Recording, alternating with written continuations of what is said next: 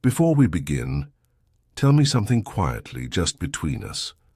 What time is it where you are, and where in the world are you listening from tonight?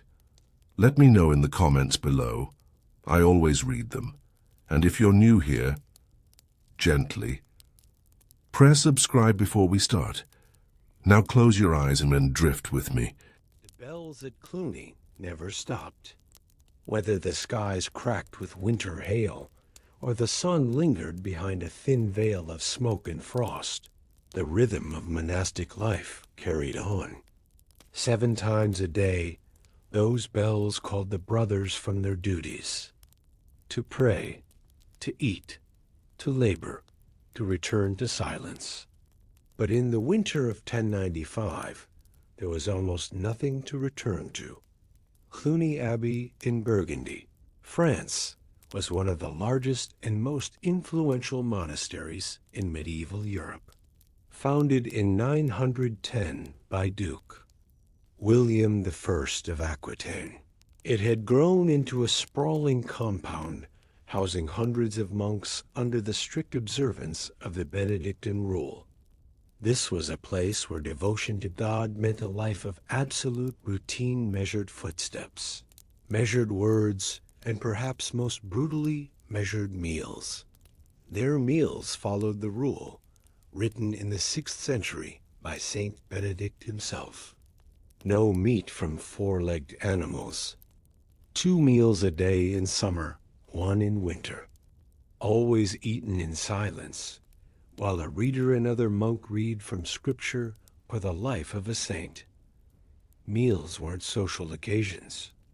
They were obligations of the body, tied inextricably to obligations of the soul. But what happened when the stores were empty? When the fields were barren from a summer drought, followed by an autumn storm that flattened barley and drowned lentils before they could be gathered? That year, the usual shipments of cheese from the Alps didn't come. Even the pulse crops in the monastery's own garden rotted where they stood. The root cellar echoed with its own emptiness.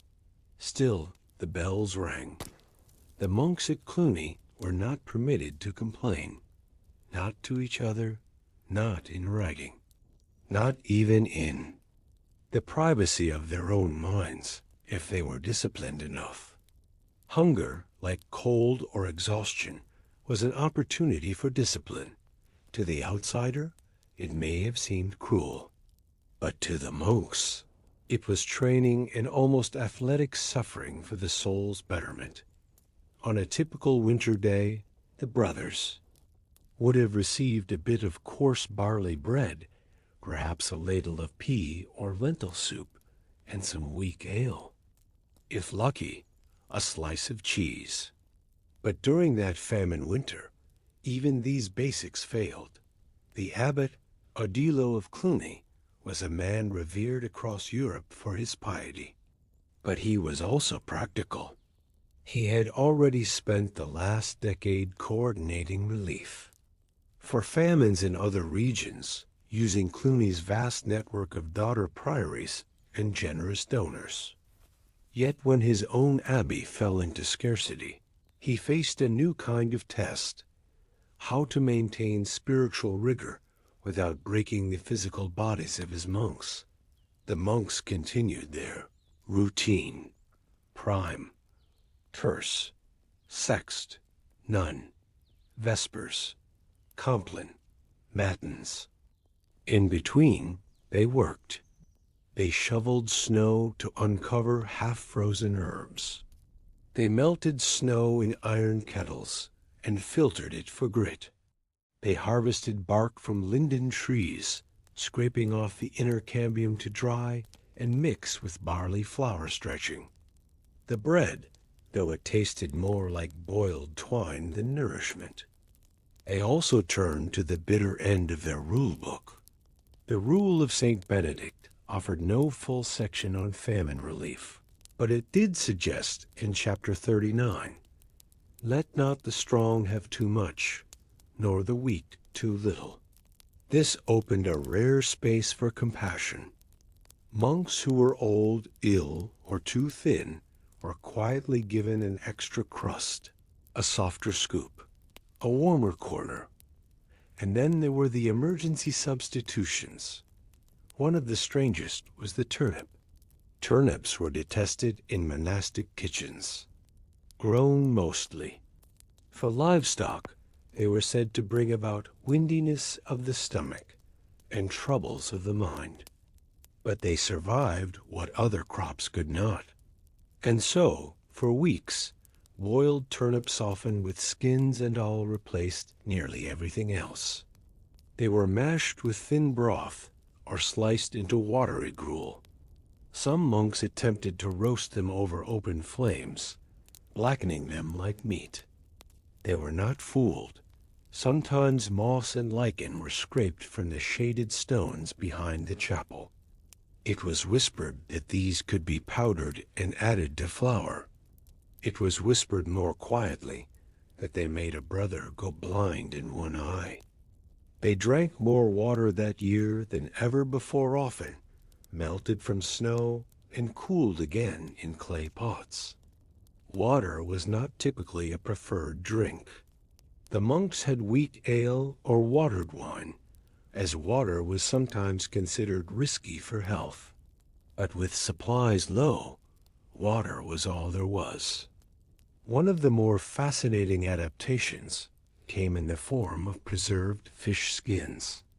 Fish had always been the protein of choice in monasteries, due to the ban on meat from land animals.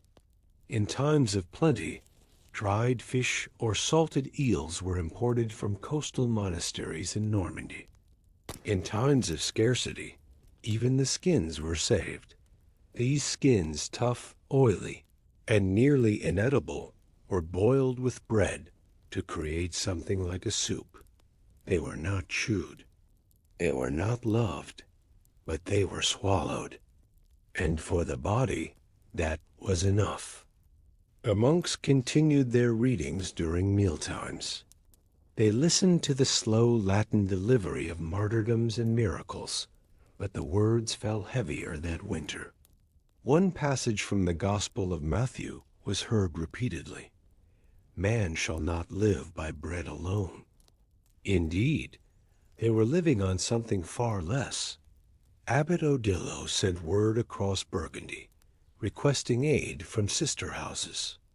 Some responded with beans, others with dried apples, and one remarkably with a wheel of hardened goat cheese so old it had to be chipped like stone. The monks were grateful. They sang hymns for the cheese. One brother wrote a short poem about its texture. He was known for his humor, though humor was discouraged during the fast. Even in hunger, the liturgical calendar continued. Lent approached, and it was hard not to wonder, would the season of fasting bring relief or merely deepen the discipline? What would it mean to fast when one was already starving? That question lingered in the silent halls of Cluny. The candles burned lower. The hems of robes grew looser. The bells rang on. In the refectory, a simple wooden plaque hung above the reader's pulpit. It read, Fratres, mandicimus in silentio. Brothers, let us eat in silence. And so they did. But somewhere in the back of the kitchen, a brother was fermenting wild cabbage. He had no permission. It was his last idea. The wild cabbage stank. Not in the way of rotting food, though that, too, was a familiar scent in the monastery that winter, but in the way of fermentation, of something alive, trying not to die. The monk tending the crock had no training in such experiments. He only remembered a childhood winter when his mother had buried cabbage leaves in salt and stone for weeks, scraping out sour threads to serve with barley porridge. It had been a desperation food then. It was a desperation food now. Brother Adhemar worked silently, glancing over his shoulder whenever he lifted the lid of the clay vessel, half expecting to see the cellar-master glaring from the shadows. Technically, what he was doing was not forbidden. Technically, he was doing nothing at all. That was his justification. But Adhemar knew well enough that the rule discouraged private initiatives, especially in matters of food. The monks were to eat in unity, serve in unity, and fast in unity. No secret recipes, no innovations, no rescues, yet hunger had a way of bending obedience. Outside, the countryside fared no better than the abbey. The peasants, once happy to trade onions and eggs for a priest's blessing or the promise of spiritual favor, now had nothing to offer. Many had abandoned their fields and taken to the roads. Beggars in rough wool cloaks passed by Cluny's gates daily, each one hoping the famous abbey would spare some bread or at least a spoonful of gruel. The monks were not permitted to turn them away completely. The rule was clear: let all guests be received as Christ. So they gave, slowly, quietly, a scoop from the pot before the bell, a crust from the bottom of the basket. The abbey's hospitality house remained open. Fires still burned in the stone hearths, but they burned lower, and the portions shrank. It was a mathematical sacrifice. Each stranger received comfort that one monk would have to do without. Brother Robert, a infirmarian, began keeping secret tallies. He watched closely for the first signs: the slow eyes, the bowed heads, sudden refusal to rise for vigils. He marked a thin cross in the margin of the psalter beside each name.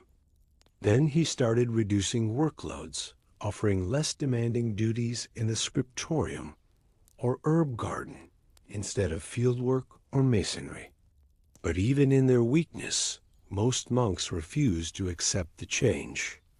Their bodies softened with hunger, but their minds clung to ritual. And came Lent. It was a contradiction so stark that it made some of the older monks weep. The season of fasting had arrived when they were already fasting involuntarily. According to the rule, Lent was to be honored with a special effort in prayer, reading, compunction of heart, and self-denial. Meals were to be lighter. No meat, no fats, no luxuries. But what luxuries had there been to give up? The abbot called a council. It was brief and nearly silent. Abbot Odilo stood in the chapter house, his voice echoing beneath the ribbed ceiling. God tests us with more than fasting, he said. We will not alter the calendar, but we will not require sacrifice from those who have already sacrificed. All. That was all. So Lent began, and the only thing that truly changed was the readings. The scriptures now emphasized wilderness, temptation, and hunger. The life of St. Anthony the Great, who had lived on roots and salt in a cave. Read aloud in the refectory. St. Simeon Stylites, who fasted atop a pillar for decades, was praised for his denial.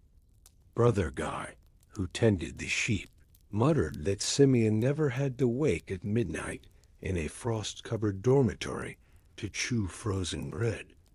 Even in hunger, humor survived. And so did the wild cabbage. After 3 weeks, it had turned soft and sour, slumped in its own brine. Adhemar brought a sliver to the kitchen master, Brother Udo. Udo sniffed it, grimaced, and muttered something about bodily wind, but then he nodded. The next morning, cabbage was added to the soup. Not for all the monks, only a dozen. It was presented as an experiment for the weak-stomached. They called it the vinegar cure. Meanwhile, the root cellar took on the air of a chapel. It was visited with reverence. A few sacks of barley remained, protected like relics. Dried herbs, thyme, wormwood, angelica were now measured in pinches. Cracked flaxseed and bitter millet were ground together to form something that resembled porridge, though it clung to the spoon-like paste. The cookbooks of Cluny, usually filled with fine dishes of almond milk, spiced fish, and sweetened apples, sat untouched. Brother Remigius, once the abbey's finest cook, now served bowls of what he called panis mortuorum, the bread of the dead. It was a thick black slice made from spoiled flour, rye, and bits of bark, toasted hard, then soaked in water to make it chewable. And yet, somehow, none of the monks died. The secret, perhaps, was not just in the cabbage or bark or silent suffering. It was in the rhythm. Cluny's order was so absolute, so mechanical, that the monks moved like the wheels of a great timepiece. The predictability itself may have preserved them. At lauds, they rose together. At sext, they prayed together. At dusk, they filed into the dormitory and lay down in rows, their breath slow and cold beneath wool blankets. The body weakens under chaos, but the body, it turns out, will cling to structure, even when structure asks for suffering. There was one exception. Brother Anselm. He was the youngest among them, not yet fully professed. His voice had not quite deepened. His robe hung loose on his limbs, and he asked too many questions. One morning after prime, he inquired aloud, "If God tests us with famine, should we not pray for more famine to test our souls deeper?" Brother, Eudo slapped him with a wet rag, not for the blasphemy, but for speaking during silence. Anselm returned to his duties without complaint. But that night, in the scriptoria, he penned a question in the margins of a manuscript he was illuminating.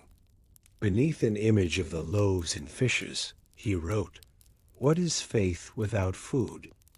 No one ever answered.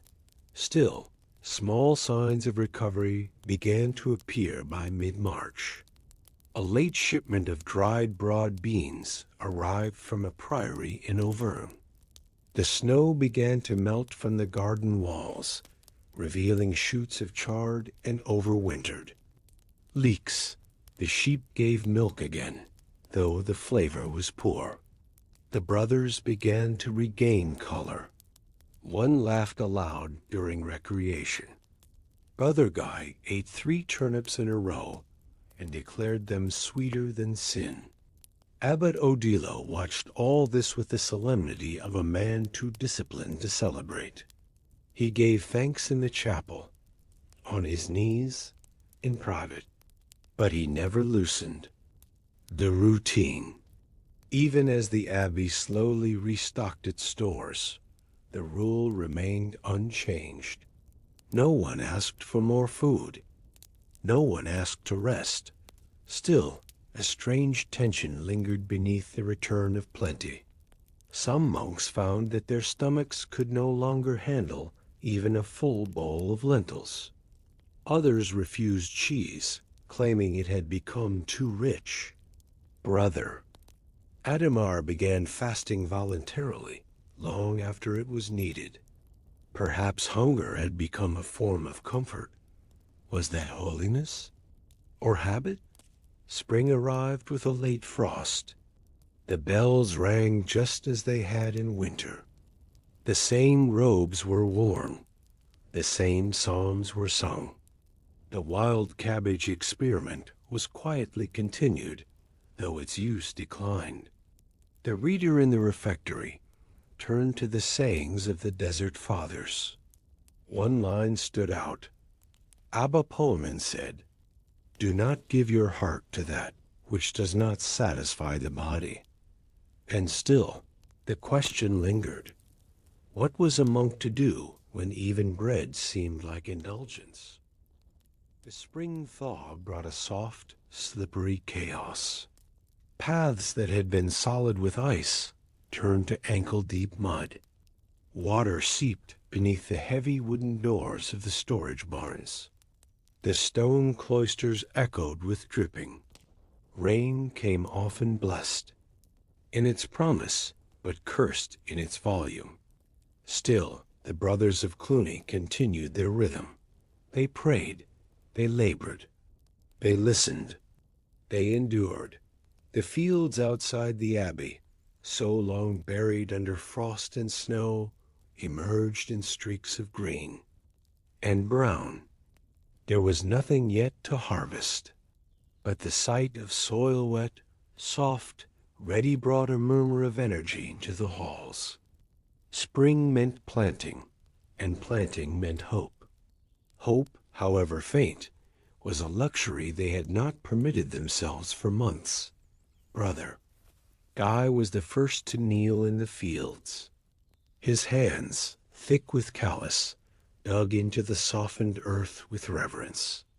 Others joined him. They planted barley and broad beans, onions and chard, spinach and sorrel.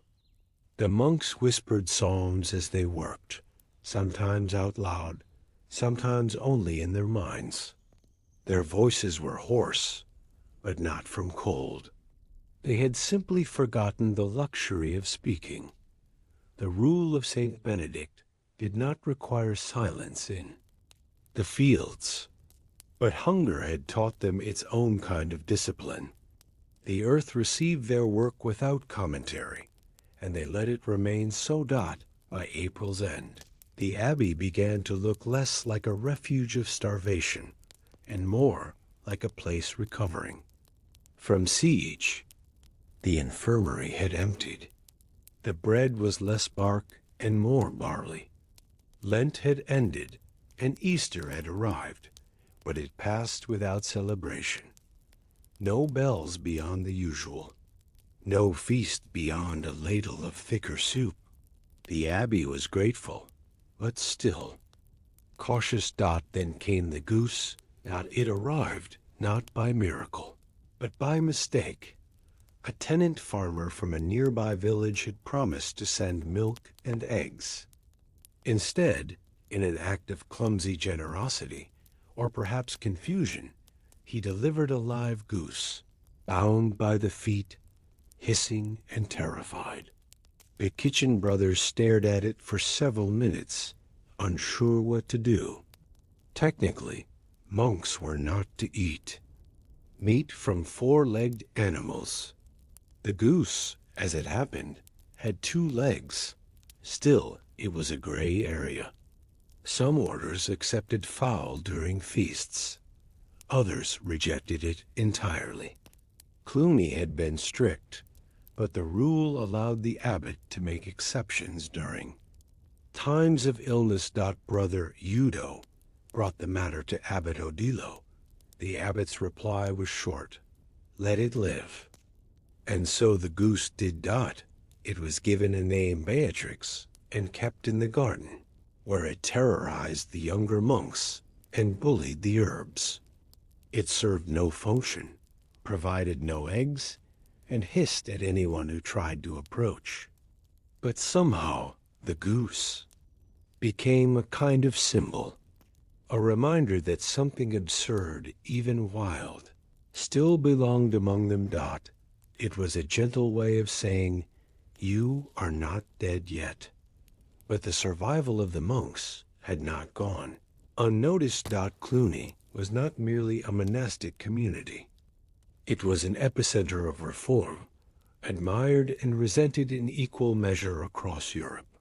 Its vast network of priories, its architectural innovations, its strict adherence to liturgy, all of these made Cluny a model and sometimes a target. In early May, a messenger arrived from a neighboring monastery an Augustinian house that had fared far worse during the winter. Dozens of their monks had died. The survivors were scattered. They came seeking aid. Brother Martin, the cellarer of Cluny, met with their envoy in the guest house. The man-shaking, thin eyes rimmed with hunger asked, not for food, but for knowledge. How did you survive? He asked. Martin, who had once managed stores and grain tallies with the rigor of a merchant, offered no grand wisdom. He simply replied, "We followed the rule." The answer was true, but also unhelpful. So the question spread. Was there a method behind Cluny's endurance? A secret strategy? A divine favor? The answer, as it often is, was far more boring. Cluny's monks had survived because of turnips, because of cabbage, because of barley paste and bark bread and fish skin broth, because of careful record-keeping and quiet charity, because of routine, because of habit, because, in short, they endured the way clocks endure by not stopping. Brother Anselm, still questioning, still writing marginalia where no one would find it, began to collect the stories. He wrote not about miracles, but about gruel. He described how Brother Adhemar used clay pots to ferment wild greens, how Brother Guy carved soup spoons from fence posts when their hands grew too weak to hold cold iron ones, how Brother Remigius chanted a psalm before serving every new pot of moss-thick stew, as if blessing would alter the taste. These details mattered because they were the truth. The monks, in their hunger, had performed no great acts of heroism, but they had practiced something deeper. They had continued, without rebellion, without despair, without spectacle. And that, perhaps, was the story worth recording. In mid-May, Abbot Odilo made a decision. He instructed the scriptorium to begin a new manuscript. Not a gospel, not a saint's life. A record of famine. The scribes groaned. They were used to golden initials, illuminated beasts, and the lives of the apostles. But this was different. Odilo wanted a plain hand, black ink, minimal ornament. We must not forget, he said, what silence teaches. The manuscript included recipes, not recipes for feasts, but for survival. Turnip broth, fish skin tea, bark rind bread, notes on portioning and preservation, lines from scripture, sayings from the rule, even excerpts from Brother Anselm's margins. The manuscript had no name, but some called it Liber Fames, the Book of Hunger. Years later, it would be read by monks across Europe. Some mocked it, others wept. A few improved upon its contents. A monastery in Flanders added a note: soak birch bark for 3 days before grinding. Another in Saxony claimed, wormwood may reduce the cramping. But the original entries remained: black ink, plain parchment, written in a cold room by men who had eaten soup made from leaves and silence. By midsummer, Cluny had recovered. The stores were not full, but they were stable. The gardens thrived. The peasants returned. Donations resumed.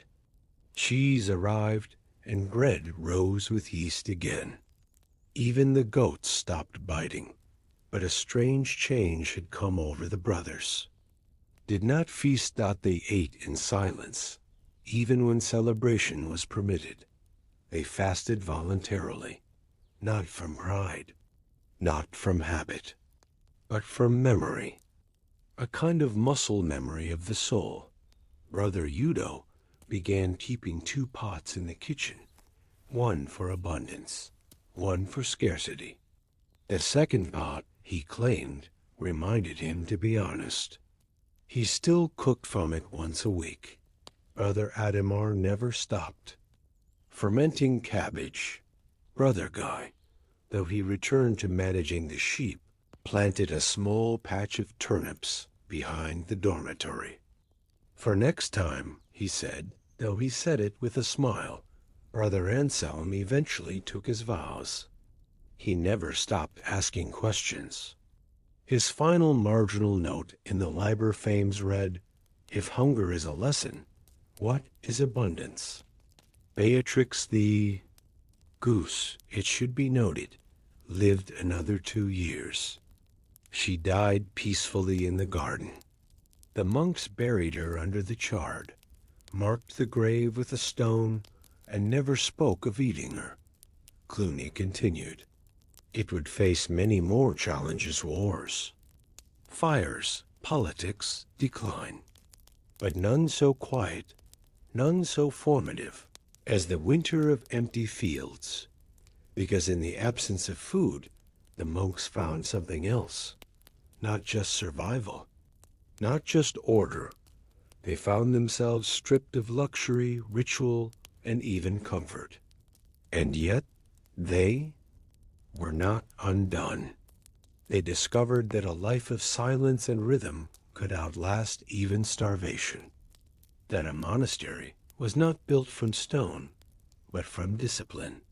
That holiness, like hunger, did not always announce itself with drama. Sometimes it arrived in the shape of a cabbage leaf, bruised and sour, but enough dot, and sometimes the most faithful. Act is simply to keep going, even when there is nothing left to eat. The Cistercians never intended to become famous for their cooking. They were, after all, monks, not chefs, and certainly not hosts. But somewhere between devotion and deprivation, between the quiet hills of Burgundy and the damp cellars of Northern Europe, they developed an unlikely legacy, the art of not eating meat and making that absence into a kind of sacred culinary science. Founded in 1098 at Quito Abbey by a small group of reformist monks dissatisfied with the perceived softness of Benedictine life at Cluny. The Cistercian order sought to return to what they believed was a pure, harder path. No gold leaf in manuscripts, no elaborate vestments, no large banquets, simplicity in prayer, simplicity in labor, simplicity in food, and yet the reality of monastic life, especially one built around physical labor and long hours required nourishment, fuel for the body. But the rule of Saint Benedict, which the Cistercians followed with intense literalism, forbade the eating of meat from 4-legged animals, except for the sick and infirm. This created a peculiar challenge: how to feed strong, working men who built canals, cleared forests, and harvested fields without meat. Their solution was not indulgence, but invention. Cistercian meals were modest, but they were not accidental. Every dish, every method, every permitted substitution was the result of long, often boring deliberations. Records from abbeys like Clairvaux, Pontigny, and Fountains show detailed logs of what was eaten, when, and why. And the most peculiar detail? They ate a lot of fish, but not the kind you might expect in the Middle Ages. Fasting did not mean eating nothing. It meant abstaining from certain kinds of food, usually meat, dairy, and sometimes even eggs. For Cistercians, this was a near-daily discipline. Meat was forbidden year-round, and so fish slippery, strange, and sometimes barely fish at all, became the loophole that shaped their culinary world. One of the most commonly consumed varieties was stockfish dried cod, imported in brittle, leathery slabs from the North Atlantic. It was shipped from Norway or Iceland, arriving in barrels that smelled of brine and salt rot. These slabs could last for years and had to be pounded with hammers just to soften them before cooking. In some abbeys, monks were assigned weekly to cod duty, hammering the stockfish on stone blocks until it cracked into edible fragments. Then came the boiling. Always boiling. For hours, with herbs if they had them, with wine if they were lucky. More often, just water and onions. Stockfish was infamous for its blandness and toughness, but it was high in protein and more importantly approved by the rule. Other aquatic options included eels, which were both abundant and easy to trap in the man-made canals that Cistercians themselves engineered to irrigate their lands. Unlike stockfish, eels were eaten fresh, sometimes baked in ashes, or wrapped in wet leaves and steamed in pits. Eels were considered rich, almost bordering on the line of forbiddance indulgence. But they remained fish-long, writhing, oily. Fish, and so they qualified. But the real challenge was variety. Fish every day became monotonous, and not every abbey was near a river. So the monks got creative. They farmed carp. Carp ponds were an innovation of Cistercian ingenuity. In lowland regions, the monks dug wide, shallow ponds and stocked them with carp, tench, and pike.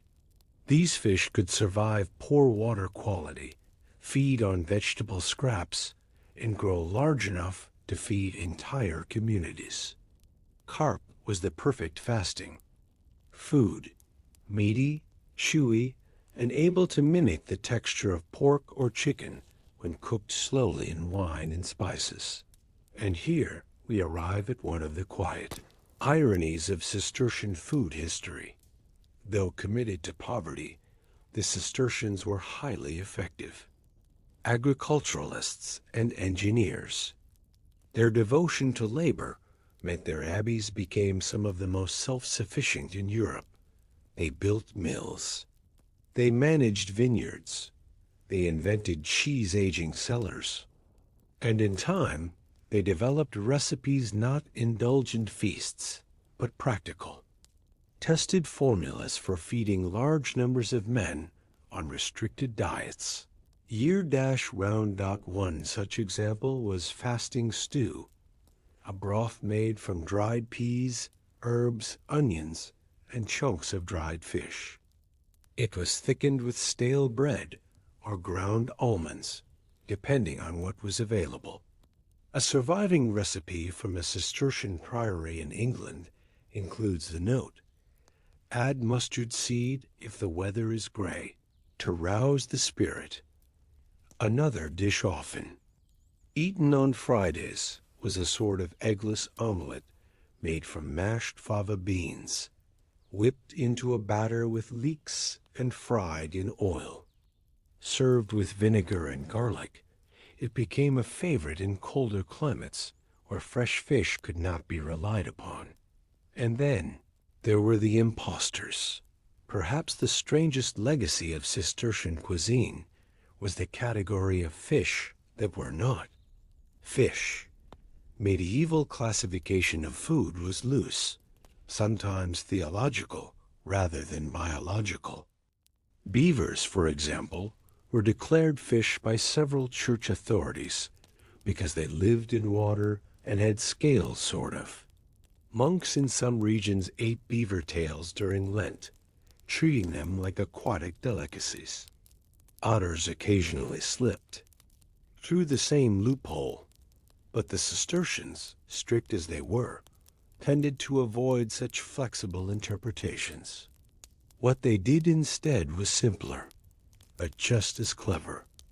They created foods that tasted like meat, even when they weren't.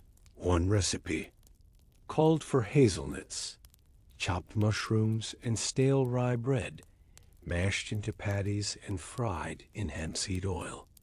These were called faux chops by the lay brothers, who performed most of the kitchen labor.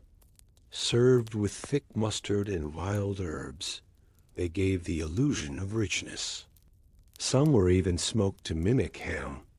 This kind of culinary mimicry was not indulgence.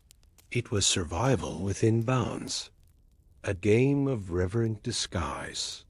The monks did not eat to delight themselves. They ate to function and to remain obedient to their rule.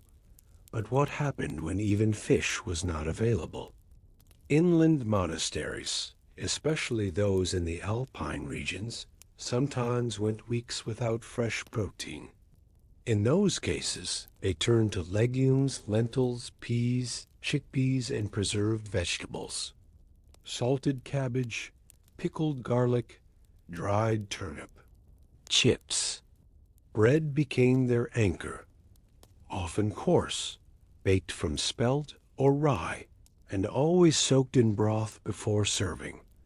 On especially lean days, the monks consumed gruel, thin, gray, sometimes flavored with parsley root or elderberry vinegar. It was served in wooden bowls, ladled by the cellarer, measured in silence. Silence was constant. In the refectory, no one spoke. One monk read from a Latin text as the others ate. It could be scripture. It could be a homily. It could be a treatise on the sins of the flesh or the structure of a cathedral roof. It didn't matter. The idea was to keep the mind fed while the body remained disciplined. If a monk wished for seconds, he could not ask. Instead, he raised. His hand extended 2 fingers and waited. If the cellarer approved, more was given. If not, the monk lowered his hand and accepted the refusal as part of his formation. Meals were not only for nourishment. They were tests of patience, humility, and obedience. Despite their stern diets, the Cistercians rarely suffered from scurvy or protein deficiency. Their use of preserved greens, soaked grains, and fish oils kept them surprisingly healthy. Their physical labor kept them strong. Their discipline kept them consistent. And still, hunger visited them. Fasting seasons, Advent, Lent, and the Ember Days meant further restrictions. During these times, even fish might be reduced. Fewer meals, less oil, no wine. In colder abbeys, monks lost weight rapidly. Records from Fountains Abbey note that 3 brothers fainted during Lent of 1232, likely from malnutrition, but they never complained. That was the nature of their life, not to serve, to suffer, to eat in silence. One winter at Clairvaux, a harsh frost killed the fish in all 5 of the abbey's ponds. The brothers, rather than seek exemption, fasted through the next month on bread, pickled onions, and salted turnips. They prayed more. They worked more. They buried their cravings beneath labor. But an odd thing happened. That same month, a lay brother in the garden accidentally uncovered a forgotten patch of Jerusalem artichoke's knobby roots left from a summer. Planting, the kitchen boiled them, mashed them with nettle oil, and served them to the weak. They were ugly, bland, and oddly sweet, but they saved the monks. The entry in the Abbey Chronicle read, "The earth remembers when we forget."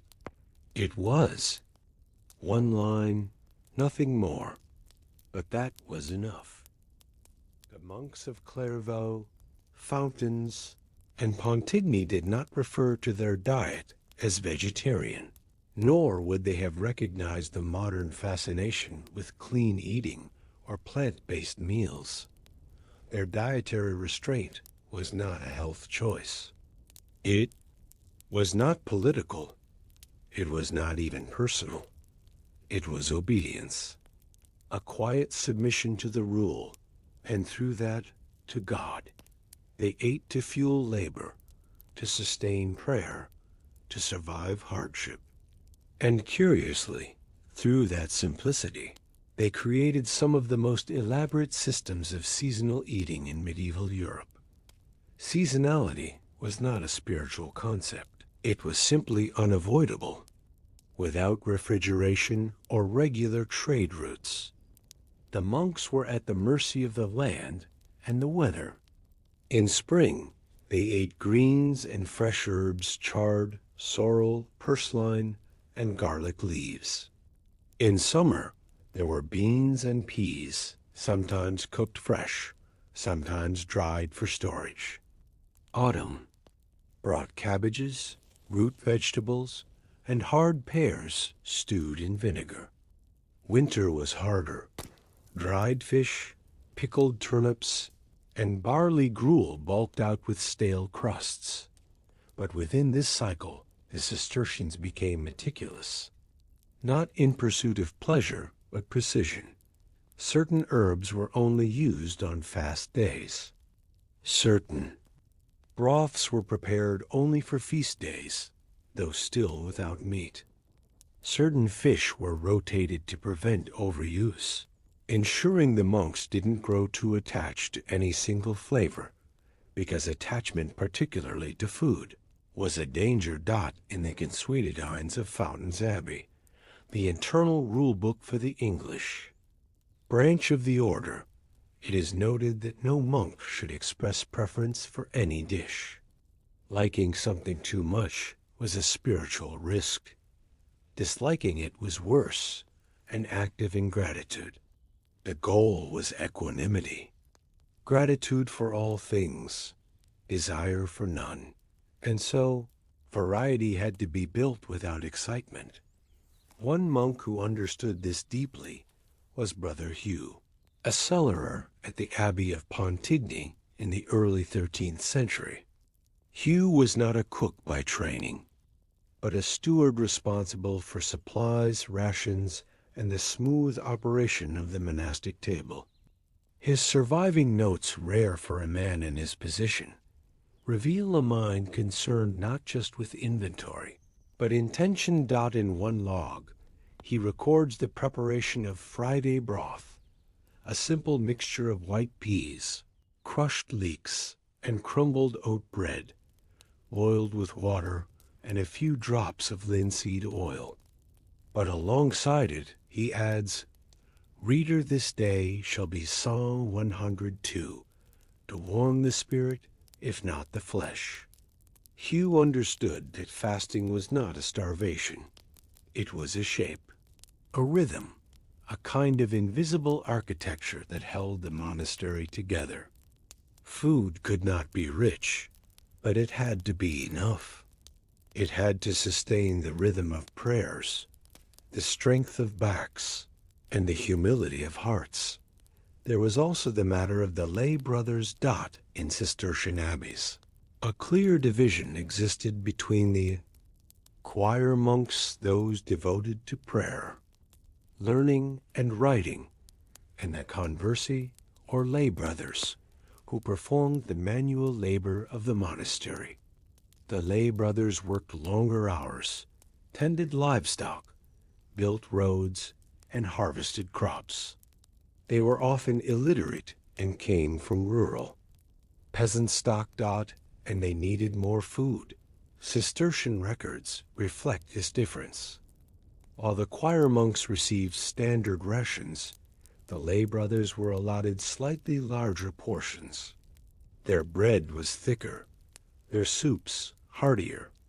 Occasionally, they were even given cheese on ordinary days, something the choir monks only received during feast seasons. The rule allowed for this. Need, after all, dictated provision. But this distinction, while practical, created tension. Brother Thomas of Clairvaux once noted in a letter to another monastery, "Our conversi eat with thanks, but speak too freely of their hunger. Let not the body become the tongue of the soul." The implication was clear. Hunger was to be endured quietly, and difference in diet should not lead to envy or resentment. Still, stories filtered through the order of lay brothers secretly. Roasting onions in the barns, of smuggled nuts eaten under cloaks, of private gardens tended with too much care. Such stories were rarely punished unless they disrupted harmony. The greatest sin was not indulgence. It was disruption. Even feasts were subdued. Despite the overall austerity, the church calendar required celebration. Saints' days, major festivals, like Easter and Christmas, and the anniversaries of abbey founders, demanded a kind of joyful meal. But for the Cistercians, joy did not mean meat, spice, or sweet. It meant permission. On those days, portions grew slightly. The bread was fresh, not stale. Lentils might be cooked in wine instead of water. The stew might contain herbs from the garden saffron, if they had it, but more oftentimes were savory. Dried apples might appear at the end, soaked in spiced vinegar. Cheese strong, yellow, and aged in the cellar was the closest thing to who. Indulgence. Even on feast days, silence remained. A feast, for the Cistercians, was not to be heard. It was to be understood. But perhaps the most fascinating aspect of the Cistercian diet was how it turned hardship into innovation. In 1258, a flood destroyed the fish ponds of Roche Abbey in Yorkshire. With their primary source of protein gone, the monks were left scrambling. Local rivers had been overfished. Trade routes were blocked by mud and washed out bridges. The monks could have claimed emergency permission to eat meat. Some abbots might have allowed it, but the cellarer at Ede, Roche, chose another path. He created what later became known as Roche cakes, small round loaves made from boiled peas, crushed beetroot, and rye flour, leavened with wild yeast and fried in rapeseed oil. They were dense, savory, and surprisingly filling. The recipe spread to other English monasteries and appears in records for nearly 50 years after the flood. It was not gourmet. It was not joyful, but it worked. And working food that honored the rule, fed the body, and required no sin was the quiet gold of the Cistercian way. This kind of innovation continued. In Burgundy, some abbeys began cultivating mustard plants, grinding the seeds into paste and mixing them with vinegar from their vineyards. The resulting spread gave flavor to dried bread and boiled roots. One abbot declared it permitted fire, a spice that stirred the mouth, but not the soul. In colder regions, monks experimented with storing root vegetables in underground pits lined with straw and snow. They created frost-resistant cabbages by selecting only the toughest seeds, passing them down through generations. They built ice houses before anyone else did, not to keep wine cool, but to keep fish alive. And yet, for all their cleverness, the Cistercians never lost sight of this central truth. Food was not the point. The rule of St. Benedict stated plainly, monks should love fasting. But the Cistercians went further. They built a culture where eating became indistinguishable from prayer, where flavors were muted so that memory could grow sharper, where the absence of pleasure became a form of attention. Brother Hugh's notes contain a passage often ignored in popular retellings. It reads, "To eat what is bland and blessed, to chew slowly and not seek. This is the training of the monk." It was not romantic. It was not poetic, but it was clear dot, and perhaps it is that clarity, not their recipes, nor their refusals, that makes the Cistercian diet so strange to us today. They were not trying to reinvent food. They were trying to forget it, and in that forgetting, they remembered everything else. The Cistercian monasteries did not crumble because of hunger. They endured. In fact, by the end of the 13th century, they flourished in ways their founders might never have imagined. Their methods of self-sufficiency, particularly in agriculture and food production, were copied across Europe. From Spain to Poland, Cistercian abbeys became synonymous not only with prayer and discipline, but with remarkable knowledge of land, diet, and labor. Yet the more successful they became, the more tension grew between their foundational ideals of poverty and the slow creep of comfort. And nothing revealed this shift more clearly than their food. Originally, their diet was rigid, reduced, and impersonal. No meat, rare cheese, only fish, legumes, and garden fare. But as the years passed, subtle allowances appeared. Monasteries in wealthier regions began growing saffron, trading honey, and planting vineyards not only for mass wine, but also for storage. Donors sometimes offered gifts of spices, cloves, ginger, or cinnamon, which the monks debated whether to accept. They had to choose between gratitude and temptation. At Fontenay, a Cistercian monastery nestled in the remote woodlands of Burgundy. Records from 1274 show the arrival of a shipment of dried oranges from Genoa. These were not requested. A nobleman had sent them as a gesture of thanks for a prayer answered. The abbot accepted the fruit, then locked it in a stone chest for 3 days while he fasted and prayed over whether it should be eaten or returned. In the end, he allowed it 1 slice per monk on Christmas Day, served without comment. That same year, a visiting Benedictine abbot described the meal in his journal.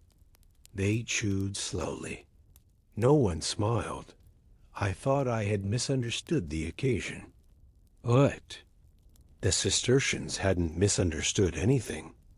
Their approach to food was deliberate, studied, and always under scrutiny.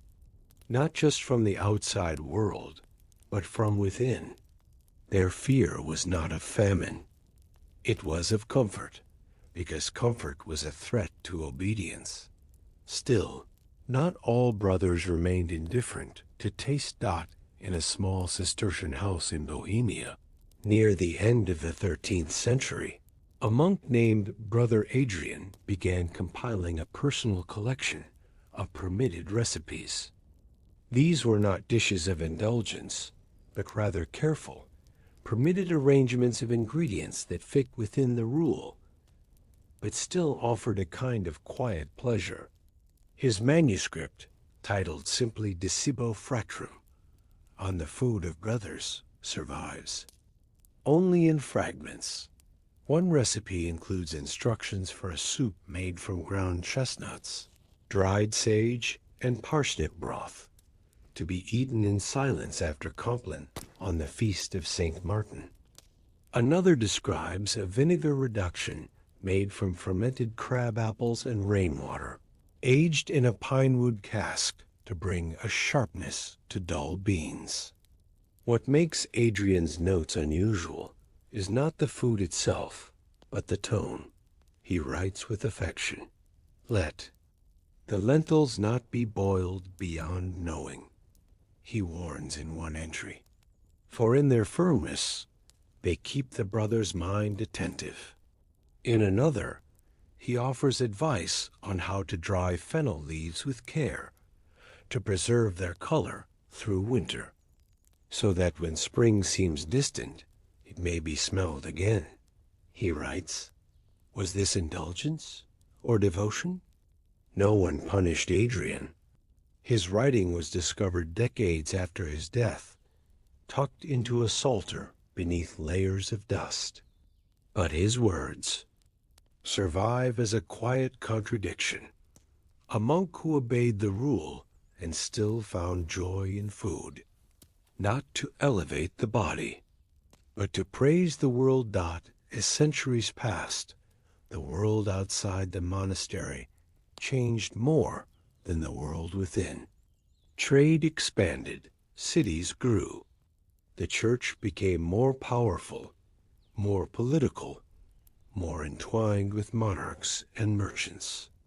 Yet the Cistercians, in their abbeys of stone and silence, remained committed to their slow lives and silent meals. By the early 14th century, however, a subtle crisis emerged. New recruits arrived from wealthier backgrounds. Sons of knights, minor nobles, even merchants, drawn not only by faith, but by the reputation of the order. These young novices brought expectations with them, that fasting meant foregoing roast meat, not subsisting for weeks on barley paste and onion broth. Some complained, some asked for exceptions. Others quietly hoarded gifts sent from home. At one abbey in Savoy, a novice was discovered hiding a ball of cheese in his mattress. The discovery led not to punishment, but to a communal fast 3 days of water and dry bread imposed on the entire monastery. The abbot's reasoning was simple. If one brother forgets the rule, all must remember it together. Still, tensions simmered. In some regions, lay brothers grew resentful of the choir monks, whose workloads were lighter and whose positions brought them closer to donors and decision-makers. In others, abbots began to quietly expand the permitted pantry, justifying the use of clarified butter or almond milk even outside feast days. What had begun as a strict, nearly monastic veganism softened into something closer to selective restraint, but the rule still held.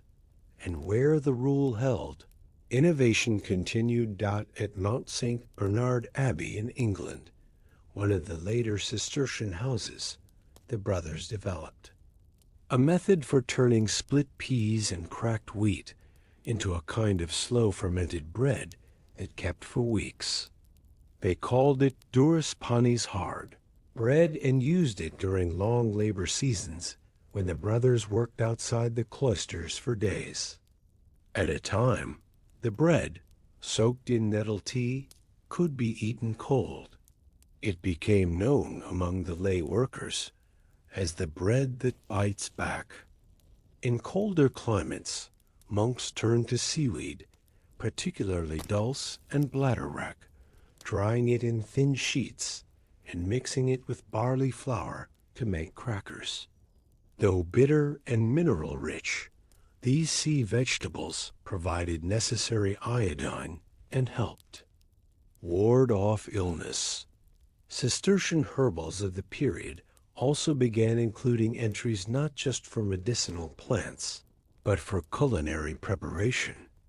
Lovage, thyme, wormwood, and tansy were noted for their digestive properties and their ability to brighten dull stews.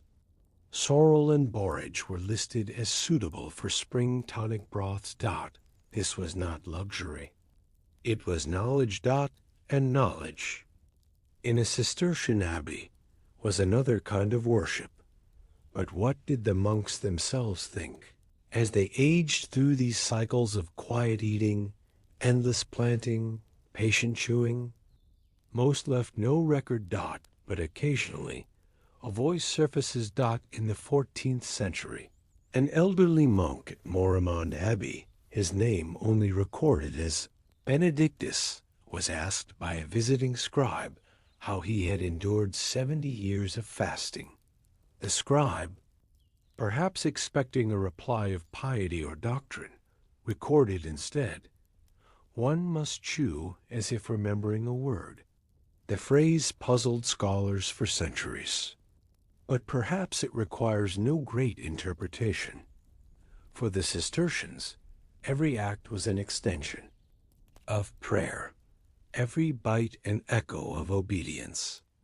To eat slowly, without complaint, without longing, without rejection, was to treat food not as a right, but as a responsibility. To chew as if remembering a word, a sacred word, or perhaps a lost one. Eventually, history shifted. Wars came, plagues, reformations, and with them, the monastic world weakened. By the 16th century, many Cistercian abbeys were dissolved, looted, or transformed. Some were burned. Others sold to landlords. A few survived mostly as relics of another time, but the manuscripts remain in archives and libraries. Preserved by bored scribes and careful historians, the records of their meals endure. Not menus, not cookbooks, but instructions, descriptions, lists of what could be eaten, what could not, and how to chew when the heart was heavy. In a quiet abbey on the border of Switzerland, one fragment survives a single page torn from an unknown manuscript. It reads, "We did not fast to suffer. We fasted to remember that the body is not the soul, that the mouth is not the mind, that to be filled is not always to be fed." So what, in the end, did the Cistercians eat when they couldn't eat anything else? They ate broth and silence, bark bread and boiled herbs. They ate dried fish hammered soft, lentils soaked 3 times, and bean cakes baked in darkness. They ate with no complaint. They chewed without pleasure. They remembered, in their own quiet way, the shape of hunger and the form of humility. They ate, not because it was good, but because it was time. And then they rang the bell, and prayed, and waited. The wind did not echo through the halls of La Chartreuse. It simply passed through, muffled by stone, swallowed by walls that had long since ceased to notice noise. High in the French Alps, not far from Grenoble, stood the Grand Chartreuse Monastery, home to the Carthusian order, a community of monks who had chosen a life of almost total silence, solitude, and subsistence. And it was here, among snow-bound cells and narrow cloisters, that some of the most quietly radical choices about food and fasting were made. The Carthusians did not just refrain from speaking. They refrained from needing. Founded in 1084 by Bruno of Cologne, the Carthusian order sought not communal rhythm, like the Benedictines, nor the practical humility of the Cistercians. They sought erasure. Each monk lived alone, in a small hermitage cell with a garden, a bed, a writing desk, and a hatch in the wall. Through that hatch came food once a day, maybe twice if needed. Through that hatch came everything, and behind that hatch, nothing was said. The monk did not ask. The brother delivering the tray did not speak. Bread, soup, a slice of cheese, occasionally a boiled egg or piece of fruit. It was what was needed, and nothing more. But what did that mean during a famine? What did need look like when snow piled higher than the windows, when the orchards failed, when the roads to Grenoble were impassable, and the only food was what had been cellared 6 months before? In silence, the Carthusians found out. Unlike other monastic orders, the Carthusians lived in a deliberate paradox. They were both alone and together. Each monk inhabited a private cell with his own garden, tools, and workspace. Yet they were part of a larger whole tied together by prayer, architecture, and a shared vow of silence. They did not gather in refectories to eat. They did not labor side by side in fields. They did not discuss which crops to plant or which animals to slaughter. Those decisions were made by a small group of lay brothers and the prior, who coordinated logistics without interrupting the larger silence of the house. Food was prepared in a central kitchen by lay brothers and slid through wooden hatches into each monk's cell. The meals were modest, vegetarian, and seasonal. Bread was baked daily from a mix of rye and barley.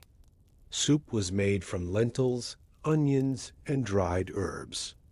On feast days, a slice of cheese. On Sundays, maybe an apple dot, it was enough. But in the year 1311, it was not. That winter, storms collapsed the mountain paths. A rock slide destroyed a grain barn. The nearby villages were struggling with their own shortages, and what little surplus existed never made it up the frozen slopes. For a month, the Carthusians lived entirely off root vegetables, dried beans, and hard bread soaked in SNOWMELT. But no complaint was recorded in the monastery's logbook, kept not by the monks, but by a traveling notary visiting the region there.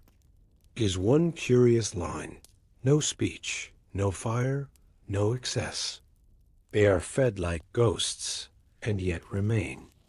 The notary, having failed to gather an interview from anyone within the monastery, left that note and departed. It is the only record we have of that season.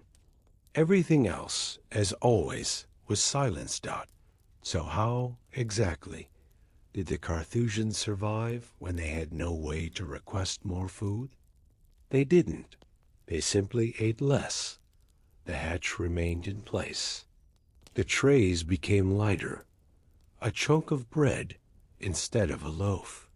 Broth instead of stew. The lay brothers rationed automatically, calculating what was available and distributing it evenly, not in response to individual requests, but as an act of communal discernment. Each monk received what was given and adjusted. If hunger came, it was accepted. If weakness followed, it was offered up in prayer. The hatch did not ask questions. And so the monks learned not to ask them either, even in their own minds. What little was written during this time appears in the margins of spiritual commentaries. In one commentary on Isaiah, a monk named Brother Guillaume notes, "The body prays in its own way. A hunger unspoken is a hunger offered." In another, found in a worn copy of the life of Saint Anthony, a brother writes, "When bread is broken thin, the soul must thicken itself." These were not complaints. They were not even observations. They were reminders, ways of tethering physical deprivation to spiritual growth. Because in the Carthusian tradition, to eat less was not simply discipline, it was theology, unlike theology. Benedictines or Cistercians, the Carthusians had no elaborate food substitutions. They didn't build fish ponds, ferment cabbage, or develop legume patties to mimic meat. They didn't need variety. They didn't want it. Their diet, like their prayer, was uniform, unchanging, and profoundly dull. And that dullness was intentional. Carthusians believed that excitement, even culinary excitement, distracted the mind from God. Flavor, texture, and satisfaction were not just physical phenomena. They were temptations. To find pleasure in food was to forget the purpose of the meal, which was not nourishment, but submission. In one rare surviving letter, a Carthusian prior scolds a young monk who had requested garlic to flavor his soup. If the soup is bitter, let the heart sweeten it. There was no garlic. There was no second request. And over time, something strange occurred. The monks began to forget the taste of food. Brother Matthew, a Carthusian recluse who lived in his cell for over 40 years, recorded in his private prayer journal, a privilege granted only in his old age, a list of things he could no longer remember. His mother's voice, the shape of sugar, the feel of a warm bath, the color of ripe cherries, the smell of roasted flour. Then, at the bottom, he wrote, "And yet I have not died, and yet I have lived more than most." When food did arrive in slightly better quantities, usually in spring, when the roads thawed and supplies resumed, it was met with caution. The monks did not gorge. They did not rejoice. They simply adjusted. The bread became softer, the soup thicker. On one rare occasion, when a wealthy donor sent 2 barrels of preserved olives and a wheel of goat cheese, the monks did not refuse the gift. But they did not eat it all at once. The olives were rationed 1 per monk, per feast day for over 2 years. The cheese was shaved thin, like parchment, and added to lentil soup on Sundays. Only it was not stinginess, it was reverence. In silence. The monks built a theology of bread, not metaphorical bread, but actual bread. They understood the loaf not as a symbol, but as a condition. It was what they received. It was what they shared. It was what they thanked God for, even when it was dry, brittle, or too thin to fill them.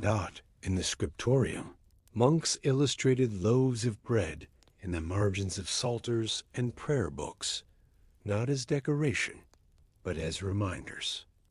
One image shows a single slice of dark rye placed atop a stone, with the inscription, "Hoc est corpus meum," "This is my body."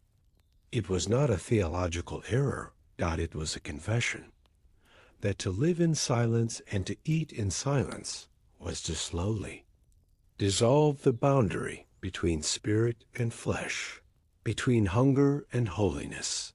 Visitors to the Grand Chartreuse often described the monks as thin but luminous, pale, hollow-eyed, yet somehow content. They moved slowly.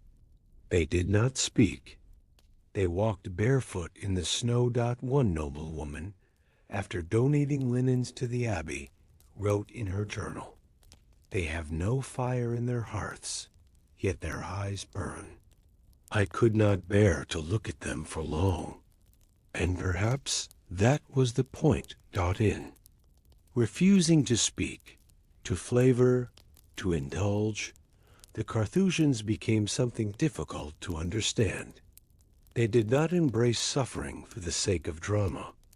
They simply erased the parts of life that were not necessary and then tried to forget they had ever existed, including the pleasure of food, including the idea of hunger as a problem to be solved.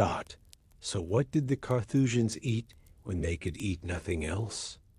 Bread, boiled leaves, onions, if available, melted snow. Prayer. Nothing. And silence. Always silence.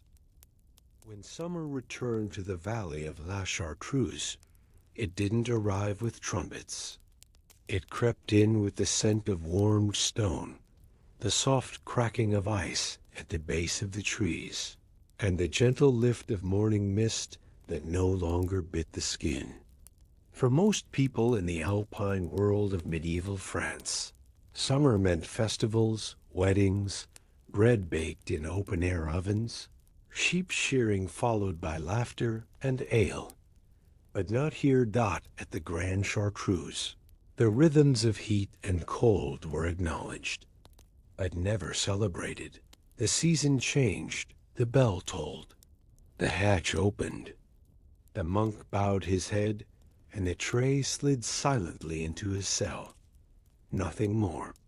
But that summer, in the year 1312, the brothers of the Grand Chartreuse were quietly recovering from what would later be called the winter without bread.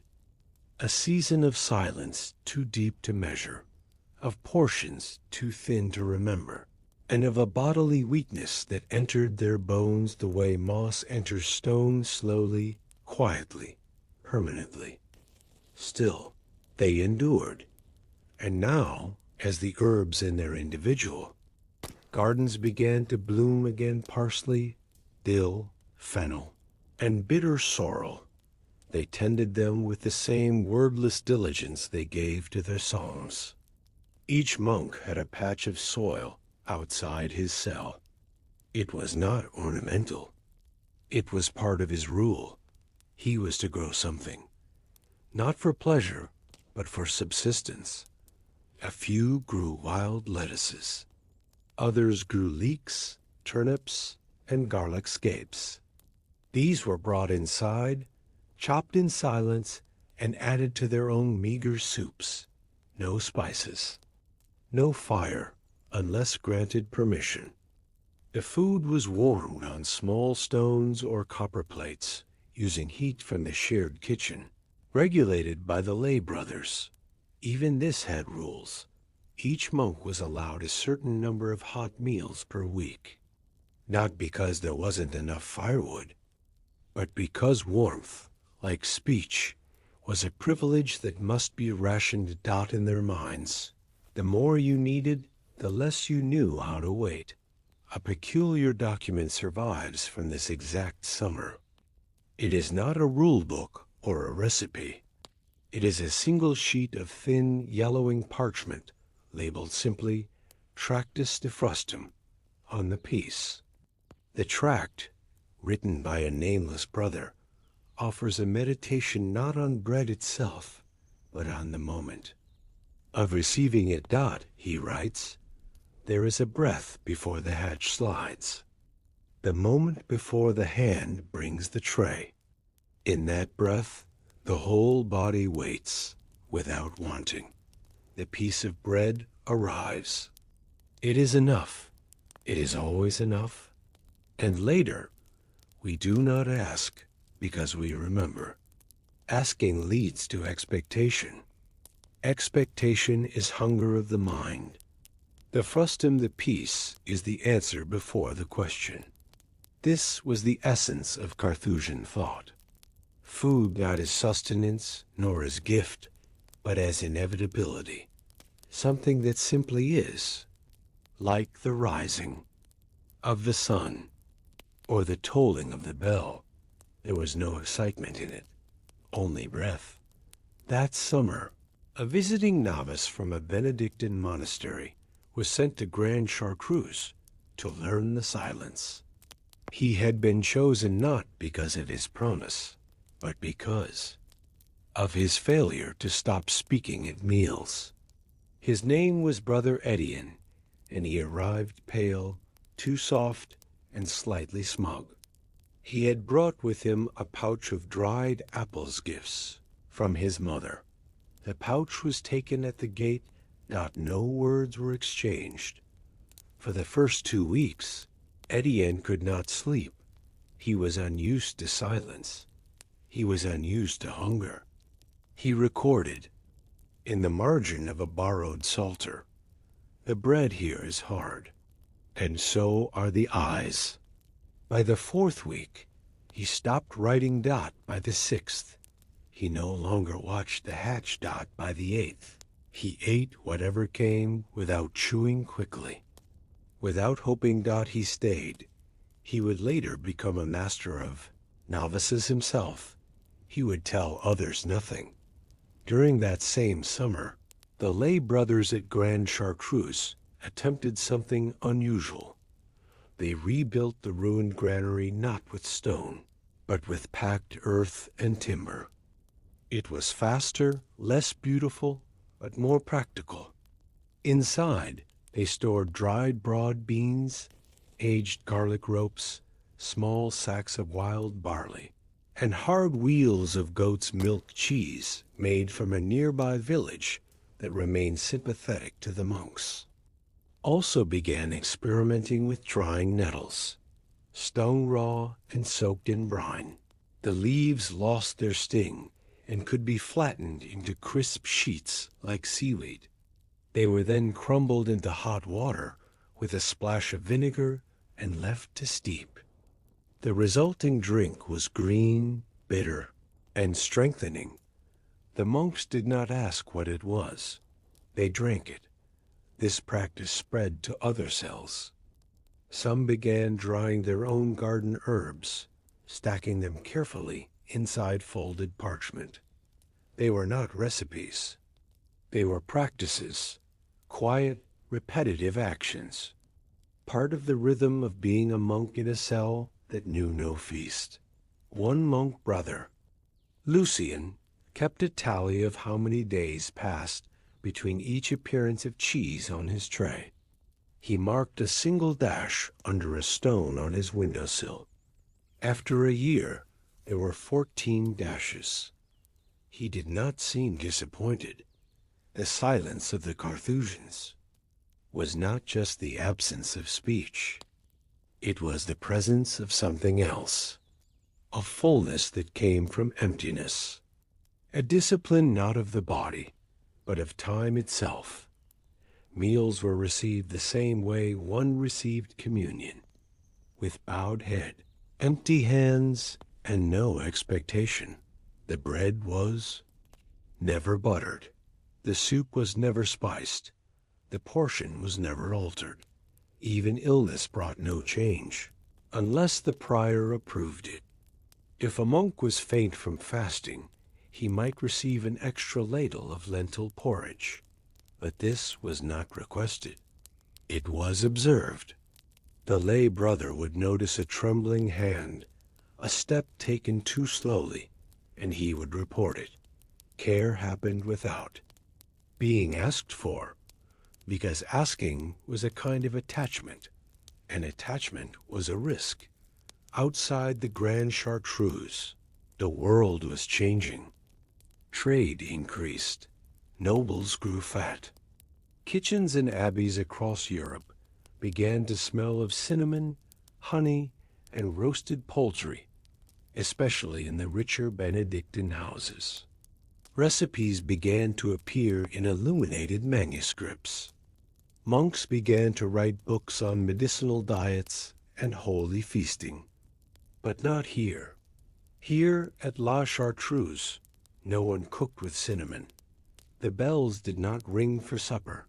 They rang for matins, for lauds, for prime, for terce, for sext, for none, for vespers, for compline,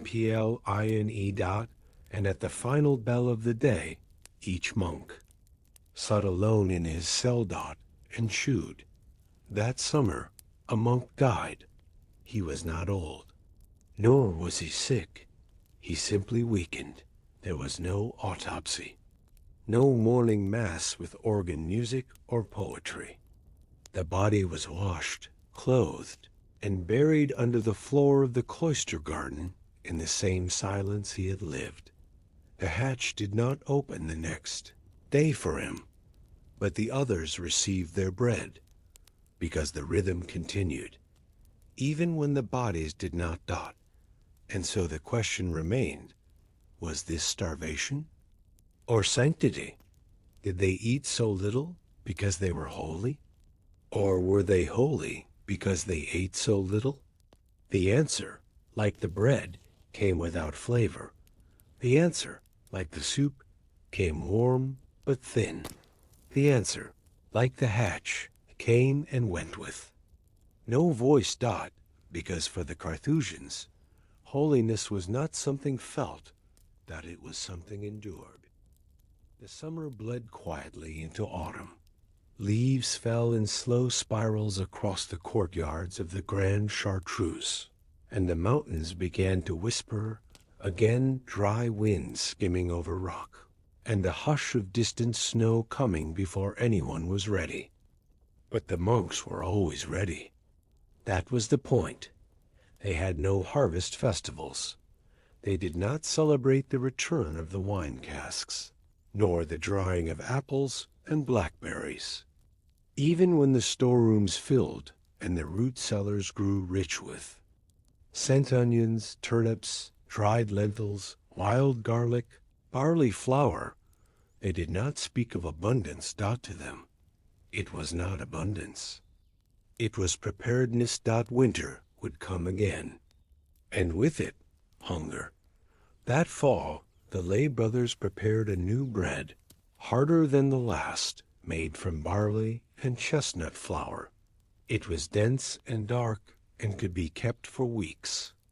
They cut it into equal portions with a cord soaked in vinegar to keep the slices clean and even. The monks received them without curiosity. They did not ask what was new. They simply accepted what came through the hatch. The hatch remained the sacred threshold, not because it gave food, but because it asked nothing in return. Some monks did not eat at all. They were not forbidden from doing so. But after years, sometimes decades of practice, a few brothers began fasting for days at a time without discomfort. They trained their bodies into minimalism. Some lived off broth alone. Others subsisted on one small piece of bread and a cup of boiled nettle water per day. These were not saints. They did not claim to be holy. In fact, they rarely admitted to their own fasting. They simply let the food on their trays go untouched, and the lay brothers, seeing it, adjusted quietly. No rewards, no praise, no records. In a corner of the Grand Chartreuse's library, in a marginal note beside a treatise on the Desert Fathers, someone wrote, "The one who eats less sees more." It is not signed, but some saw too much. That same autumn, a monk brother Leon fell ill, not from disease, but from exhaustion. His body, thin from years of voluntary fasts, gave out while he was hoeing his small garden patch. He collapsed against the side of his cell.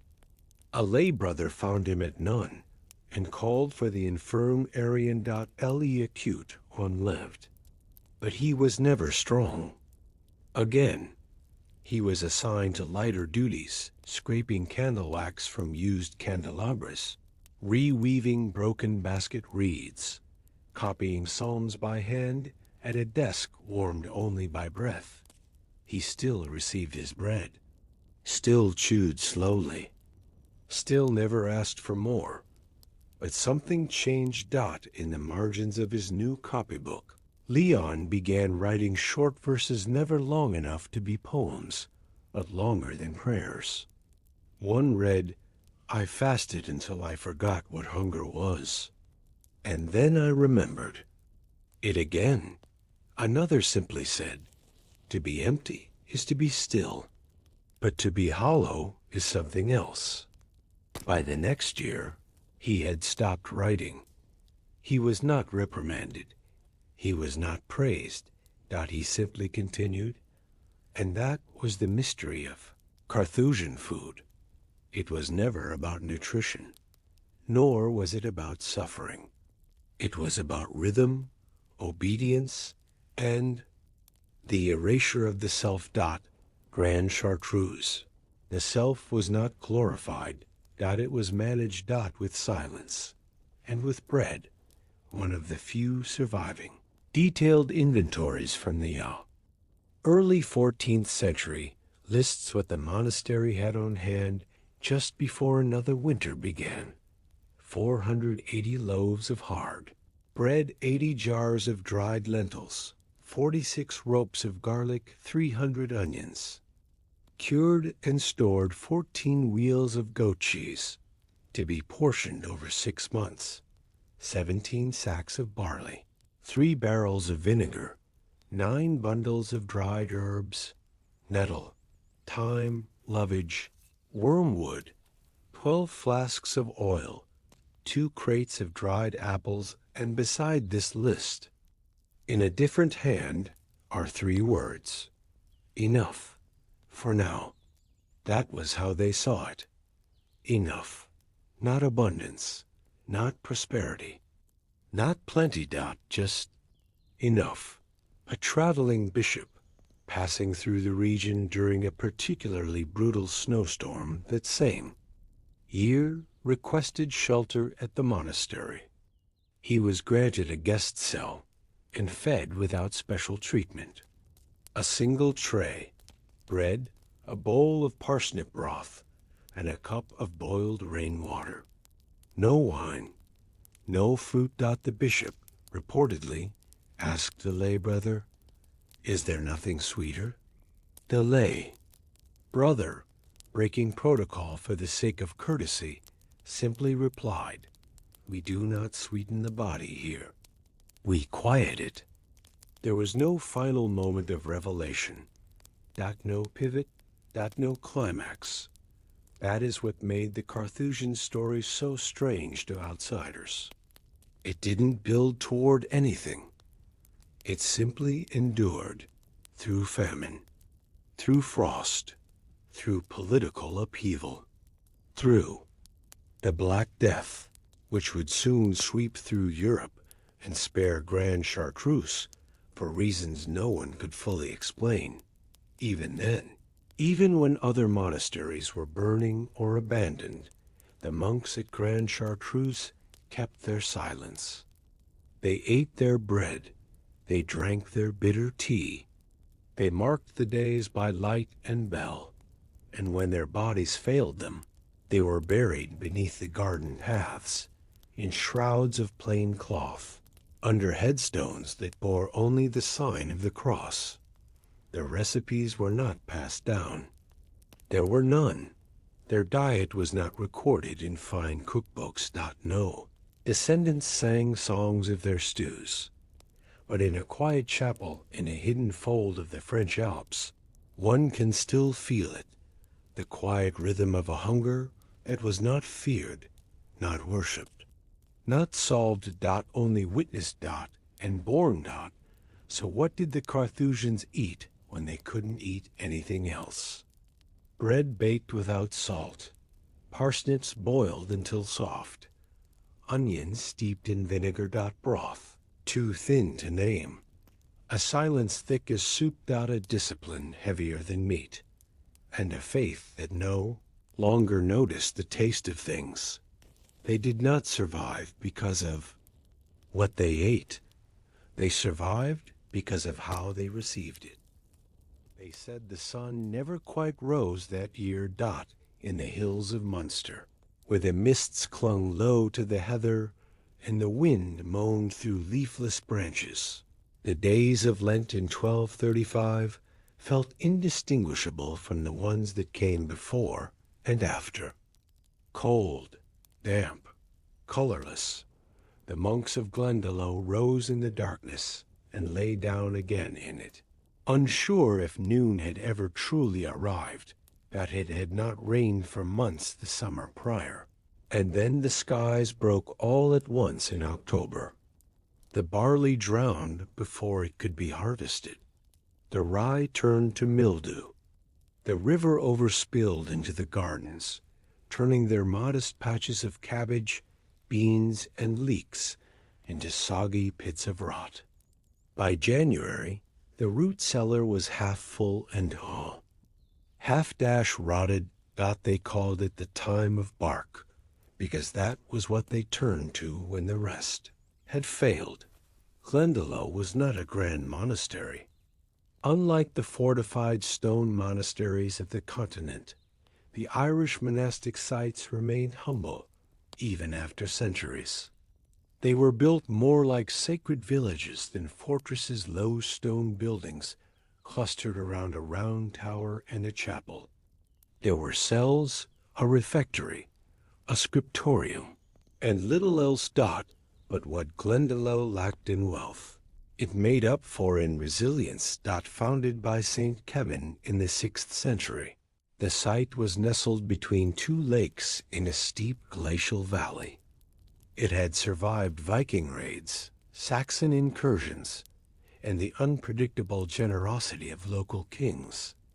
But none of those dangers had starved the brothers. Not like this. It was not the famine of 1317, nor the plague of 1348, nor the English famines that dotted later history. This was something else, smaller in scope, larger in quiet suffering. It came silently, one wilted crop at a time, one failed trap, one sheep miscarried, one fisherman who never returned. By the second week of Lent, the monks could no longer deny it. They were fasting when there was nothing left to fast from. The Irish rule was looser than the Benedictine in some ways, harsher in others. The monks of Glendalough followed an adapted fusion of Columban and Benedictine guidelines. Silence was not enforced, but expected. Meals were shared, but brief. And fasting? Fasting was seen not as a season, but a posture. It was not uncommon for monks to go days with only a crust of oatcake and a bowl of water. But even that assumed there was oatcake to be had. The refectorian, Brother Todge, was the first to say it aloud.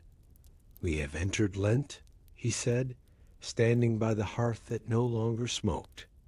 But Lent was already among us. The monks nodded. Some closed their eyes. They understood. The fast would not end with Easter. The first sign of real hunger came in the form of bark. Not as metaphor. As meal. Brother Ruadine, who tended the herb garden, began shaving the cambium layer from young birch trees. This soft white tissue, hidden beneath the bark's outer skin, could be dried and ground into a rough meal. When boiled with water and a pinch of salt, if salt could be found, it formed a sort of paste, gummy and bland. They called it brain and coil, forest mash. It was not new. During older famines, bark had always stood at the edge of the menu, waiting for its moment. Saint Chiron was said to have survived on bark and nettles for an entire winter in the 600s. But that was hagiography. This was survival, Ruidanes. Mash was served at supper in small wooden bowls. The monks blessed it as they would any meal. No one chewed. They swallowed slowly. Some choked, but they said nothing. Soon after, the kitchen ran out of oil. And then salt. And then, after a week of particularly sharp winds, they ran out of fish. The river, swollen with silt and runoff, carried no life. The traps came up empty. One brother slipped into the current and broke his leg. He lived, but the nets were abandoned after that. The cellarer, Brother Eno, began distributing dried nettles in packets of folded cloth. They were to be steeped in hot water, strained, and consumed as tea. He gave each monk a single twig of mint with his cloth. To remember the garden, he said, smiling grimly. The garden itself was underwater. By the third week of Lent, the monks resorted to ash. There was no ceremony to it. Brother Sechnal simply sifted the fireplace after morning prayers, looking for the soft gray powder beneath the charred logs. He gathered it, mixed it with boiling water, and strained it through cloth until the water ran clear.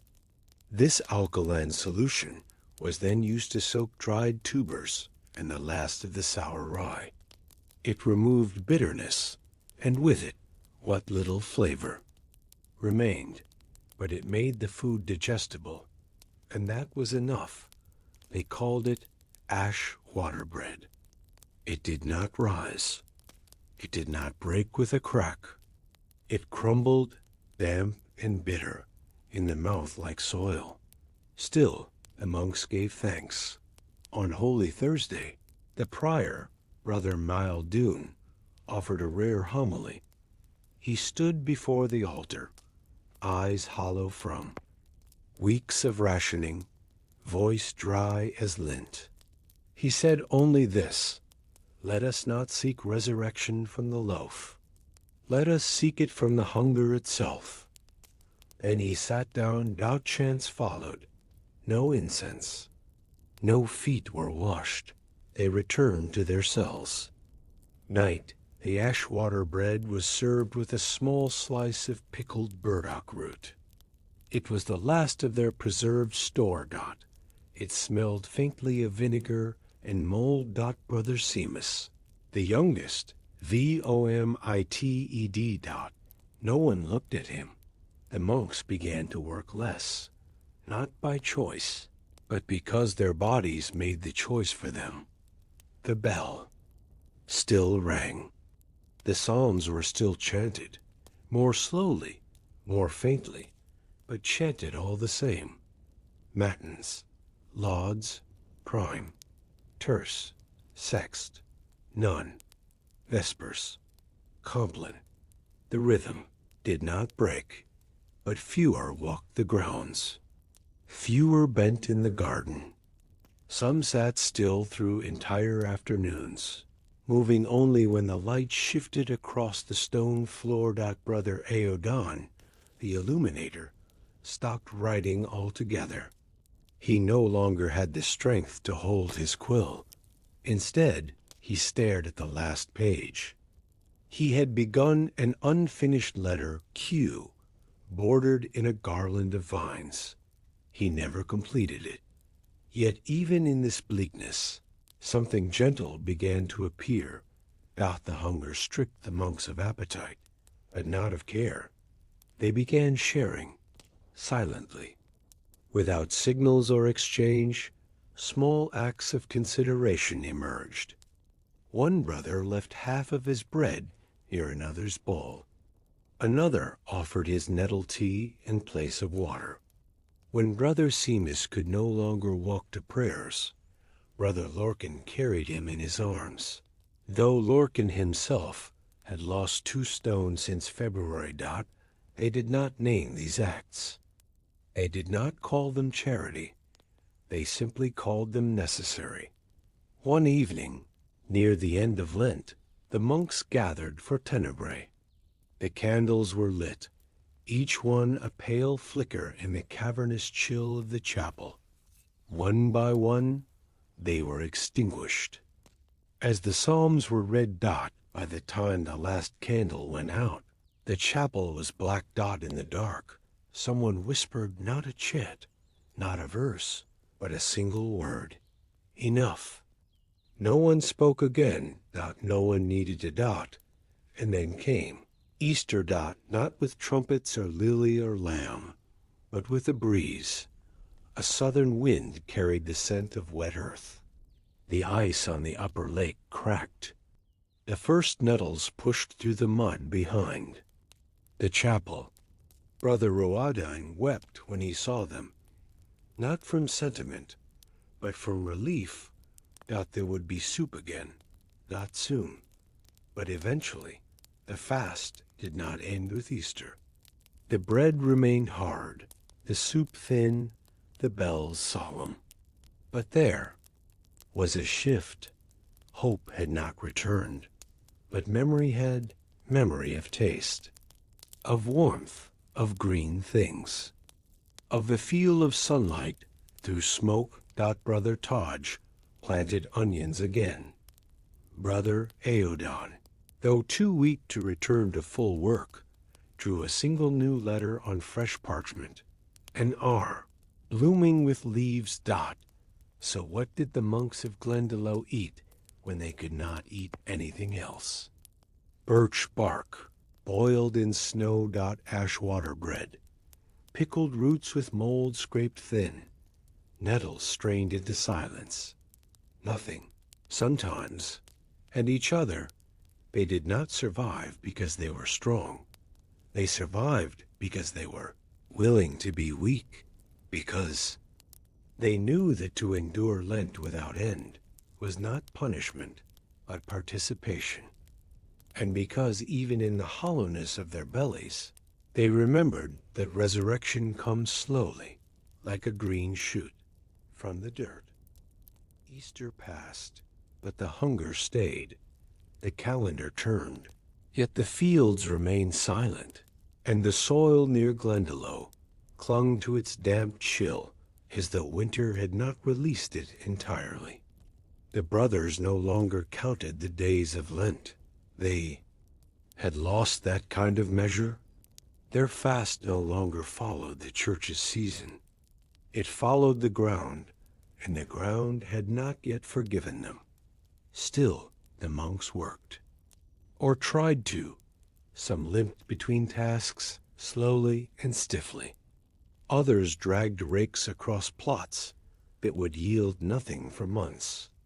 A few simply sat in the sun's brief visits, warming their faces as if trying to remember what ease had once felt. Like Brother Taj resumed the garden, though he no longer called it that. He referred to it now as the patch. The patch gives what it wants, he said one morning, knees in mud, coaxing stunted onion greens from the thawed soil. You don't ask, you just kneel. That became something of a saying in Glendalough, though no one ever quoted it aloud. That it was in that half-spring too warm to freeze, too cold to grow, that the bark stores began to run out. They had used the soft cambium of birch and hazel, shredded and dried and stored in linen sacks. But now the sacks were nearly empty, and the trees had been stripped too far to yield more. Brother Rohadine said no more bark would be taken till the next season. Even the trees, he said, need time to heal. And so the monks turned to moss. It was not unheard of. During older times of hardship, the poorest farmers, those furthest from trade, roads or favor-heads soaked moss in lime water, then dried it to make a bitter flour. The monks used a similar method. They collected only the softest mats, washed them in the stream, soaked them for 2 days, and dried them on boards beside the chapel. The result was a pale, fibrous meal with the texture of old parchment. It was mixed with a small amount of sour barley and boiled to make gledin, the slippery. It did not fill, but it moved, and moving food, the monks said, was better than no food at all. The lake returned fish for the first time on the Tuesday after Ascension. 2 trout, silver blue and smaller than a man's hand, wriggled into the net that Brother Seamus, now walking again, had reset with trembling hands. The fish were brought to the prior. Brother Maildeen looked at them, then closed his eyes. The next day, a broth was made from bones, skin, and water. It was served in silence, 1 ladle per monk, no second helpings. The flesh of the fish was dried and stored. Not for now, the cellarer said. for when it's worse again. It was always assumed there would be a worse again. In early May, a small group of villagers arrived at Glendaloug's gate. 3 women, 2 children, and an elderly man with a limp. They carried nothing. They said less. The monks opened the guest house to them and offered the same broth they ate themselves. There was no ceremony, no judgment. In the annals of the monastery. The event is recorded with a single sentence. Visitors arrived who did not leave. They were not sent away. They were not converted. They were simply folded into the quiet. One of the women helped Ruada in dry herbs. The old man sat by the lake and taught Cenas to repair nets. A child offered Brother Lorcan a reed mat she had woven. He used it as a kneeling cushion in his cell for the rest of his life. Then, in the middle of that grim, slow year, something bloomed. It was not a miracle. It was a fungus. Growing on a decaying log behind the chapel. A broad fan of oyster mushrooms pushed up from the bark. Pale gray, veined like the ear of a deer, it sat. In the morning mist, like a gift no one had expected. Ruadin knelt before it for a long time before touching it. He sniffed. He pinched. He nodded. Then he called to Brother Taj, not with words, but with a look. The mushrooms were boiled with moss and barley water. The taste was like wet wool. The feeling afterward was like warmth. Not full, but steadier.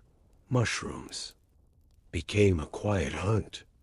The brothers wandered gently in the forest, stepping over wet stones, brushing aside ferns, searching rotted trunks with hands that trembled, but did not shake. They never took more than they needed, never more than could be. Dried in a single day, the forest gave, and the monks, in return, left small offerings, a thread of linen, a pinch of barley, a single whispered psalm tucked into roots and cracks, not because they thought it would make the mushrooms grow, but because it felt right. Brother Aodan began writing again. His strength had not returned fully, but his hands no longer dropped. The quill. He didn't copy psalms at first. He copied what he called the reminders. On one page, the bark must be stripped from young trees only, or it will spoil. On another, if the bread has gone moldy, scrape the green, but not the blue. And another, the moss dries faster in wind than in sun. He added no decoration. Only words. One day, on a blank page, he wrote, "When the hunger passes, do not forget what we did not say." It was not that they no longer suffered. It was that the suffering had become ... ordinary. By Pentecost. They could walk again. Not far, not quickly, but they could tend the patch, repair the nets, stir the broth. There was no feast. There was no celebration. Just survival. And survival, to these monks, was not a failure of faith. It was the shape of it. They ate together again, at Whitsun week, not in silence, but with small spoken prayers, a few words, a psalm half-voiced, even a chuckle from Brother Lorcan when Seamus dropped a spoon into the cauldron. The prior said nothing, but he smiled, and the next day the cheese was brought out. It had aged poorly, but it was enough. So what did the monks of Glendalough eat? When spring did not feed them, they ate moss soaked in lime water, birch bark boiled to paste, the memory of fish. Mushrooms, careful as relics. Silence, hard earned, and each other's presence, which needed no blessing because it had already been offered. The hunger did not end. In one moment, it ended slowly, like fog thinning, like a mouth remembering how to chew, like light through slats, where once there was none. Summer didn't arrive with flowers. It arrived with shadows that moved a little faster across the cloister floor, with the sound of bees, faint but undeniable, in the meadows above the monastery walls. It arrived in the scent of drying nettles, bundled on rafters, in the creak of carts returning from villages that had not sent visitors in months. The monks of Glendalough were not surprised by this turning of the season. They had not waited for it. They had not hoped. They had endured through bark, through ash, through the dull ache of a body that no longer measured days by hunger, but by movement, or the lack of it. And now the time of bark was over, but none of them said it. They simply took the drying cloths off their shelves. They dusted the pots. They reopened the wormwood garden. They kneaded dough from flour, not mixed with moss. No feast was declared. No bell tolled louder than usual. The rhythm resumed, but it was a changed rhythm, because they were not who they had been. The first barley harvest was sparse. The seed had been planted late in soaked earth. Much of it had sprouted weakly, and most grew bent or blighted. But what came up was cut with care and laid in bundles along the southern wall to dry. Brother Taj counted every stalk aloud as he tied them. 109 got enough for a dozen. Loaves. He wrote the number on a scrap of birch bark, tied it with a string, and placed it on the altar. They baked their first bread of the year on the feast of St. Bridget. Though it was not her day, no one cared. The bread was thick, rough, speckled with bits of charred grain from the bottom of the oven. It was darker than before, less forgiving in the mouth, but it rose, and it held its shape. And when they tore it, it broke apart with sound, a sound some of them had nearly forgotten. Brother Lorcan cried when he bit into it, not from joy, exactly, but from the realization that his jaw remembered what soft bread was supposed to feel. Like Brother Seamus touched the crust to his lips before eating it. Ruodine sprinkled crushed thyme on his slice. He didn't tell anyone. The prior looked around the room as the brothers ate. His face, pale and thinned from the long winter, did not change, but he said clearly, "God has remembered us." Still, they did not forget what had fed them when God had not. The bark was stored again, not hidden in shame, but wrapped in cloth, folded carefully, set upon a shelf marked with charcoal, for hunger. The moss, too, was saved, and the ash recipes were written in margins, in journals, in prayer books. Some were barely legible, scrawled in thin ink by trembling hands.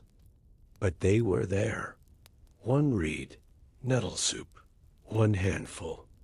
Boil 3 times, strain twice. Add bread if God allows. Another, bread of bark. Mix with barley. Boil long. Do not chew too fast. And another, mushroom broth. For when the teeth shake. A visitor came in July. A monk from the north, from a monastery near Armagh, lean and sunburned and walking with a limp. He had heard that Glendalough had survived the great hunger. He did not ask how. He simply watched the brothers eat their barley bread and drink their thin soup.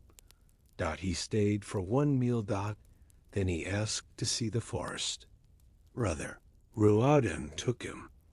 They walked in silence through the high woods behind the monastery, where the birch trees still bore scars from the cambium harvest, where the moss had not yet regrown, where the mushrooms had vanished, as if ashamed of having ever been useful. The visitor knelt by one such tree and touched the wound. "Do you regret it?" he asked. Ruadan shook his head. "Do you fear it will return?" Ruadan nodded. That was enough. Some monks did not recover. Brother Aodan's hands never steadied fully. He returned to copying slowly, one letter at a time, no longer decorating the pages. His last full folio, a copy of Psalm 51, was left unfinished. But he added a note at the bottom. "The hunger taught me the difference between silence and absence." He died in winter, not from hunger, but from cold. His grave was marked with a plain stone. No cross, no name, only the word, scripsit. He wrote, but others changed in more subtle ways. Brother Lorcan, once quiet but sharp-tempered, began serving others first at meals. He took the smallest portions without being asked. He helped the lay brothers mend the fishing nets each week, though he had never done so before the famine. When asked why, he replied only, "I have been carried. I now carry." Brother Seamus began praying aloud in the mornings, softly, before the bell rang. No one told him to stop. Ruadan planted 3 times as many herbs that year. For next time, he said, there was always going to be a next time. By autumn, the guest house was full. Word had spread that Glendalough had survived, that it had not turned people away, that it had boiled bark and crushed moss and given what little it had to strangers. Pilgrims came, not in crowds, but in pairs, in silence, in hunger still. Some stayed, others left with instructions: how to boil bark without poison, how to prepare ash water, how to store mushrooms. No one asked for payment. The monastery was not rich in grain, but it was rich in memory. One of the women, who had come during the famine, Brid, with the child, was now tending the guest garden. She did not take vows. She was not a nun. But she rose at lauds and worked until none. She spoke little. The child, now walking, played among the drying herbs and listened to the monks chant in the chapel. One evening, during vespers, the child placed a pebble on the altar. The monks said nothing, but the prior bent and picked it up and placed it in his sleeve. It stayed there for years. So what was left after the hunger passed? A wall rebuilt without plan. A wooden spoon carved from ash. A habit with 2 new patches, one moss green, one pale white from birch bark. A page in a psalter stained with broth. A recipe written in charcoal on the side of a bread oven. And a silence that now held something gentler than emptiness. It was never called a miracle. Not once. Not in the journals. Not in the prayers. Not in the whispered conversations between monks and guests. Because what they had lived through did not feel like divine rescue. It felt like waiting and breathing and chewing when there was something to chew, and swallowing, even when there wasn't. So what did the monks of Glendalough eat when they could eat again? Barley bread, soft again. Fish when the river gave it. Wild herbs, bitter and green. Roots that no longer needed pickling. Apples, dried for winter. and never taken for granted, and a memory of bark, of ash, of silence, and of each other. They had not been spared. They had not been chosen. They had simply remained. There are places on earth where the sky is so wide that it no longer seems like a roof, but a second kind of ground, one so distant and empty it could never be reached. The Egyptian desert is one such place, endless, sun-bleached, cracking under its own silence. And yet, in the 4th century, men walked into it willingly. They left behind cities, homes, families, and even monasteries. They walked into nothing, not to die, but to live differently, as hermits, as ascetics, as those who would learn to pray by forgetting how to eat. Their names are faint on the edge of history. Paul of Thebes, Anthony the Great, Macaroons of Egypt, Ammon, Arsenius. Some became legends. Others were never recorded at all. They were called the Desert Fathers, though some were young when they arrived and old when they left, if they left at all. They lived in caves, or in mud brick cells, or beneath woven mats tied to stone pillars. And when they hungered, they did not go back. They ate what the desert gave them. Even if it gave nothing, there was no rule, as in Benedictine life. No set schedule, no formal liturgy. The desert hermits lived by imitation of each other, of Scripture, and of the silence they believed led to holiness. They ate once a day, or every other day, or once a week. Some ate even less. But what exactly did they eat? Here, the stories become strange, not because they are dramatic, but because they are so. Matter dash of dash fact. One account says that St. Paul of Thebes lived on a half-loaf of bread brought to him daily by a raven. That's the miracle version. The more likely version? He ate desert cabbage boiled in brackish water. Another account tells us that Anthony the Great lived on dry bread and salted leaves. He soaked the bread in water when his teeth began to fail. Macaroons, one of the most revered hermits, is said to have eaten raw pulses and herbs he found growing between rocks. He once attempted a 40-day fast during which he ate only 5 dates per week. But when the plants failed, when the streams dried up, when the desert turned from harsh to brutal, they turned to what remained dot, and sometimes that meant insects. The desert, though dry and vast, is not lifeless. Beneath the sand, in the cracks of dry rock, life moves.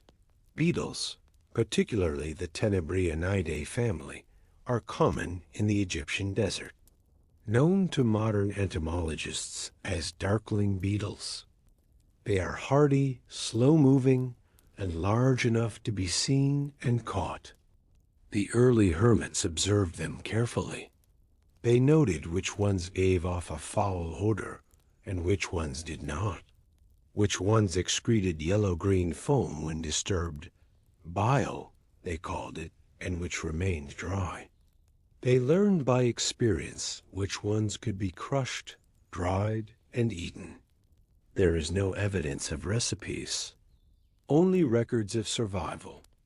A 7th century compilation known as the Apophthegmata Patrum, Sayings of the Desert Fathers, includes this line: Abba Isaiah, when he had eaten nothing for 3 days, took a beetle and chewed it slowly.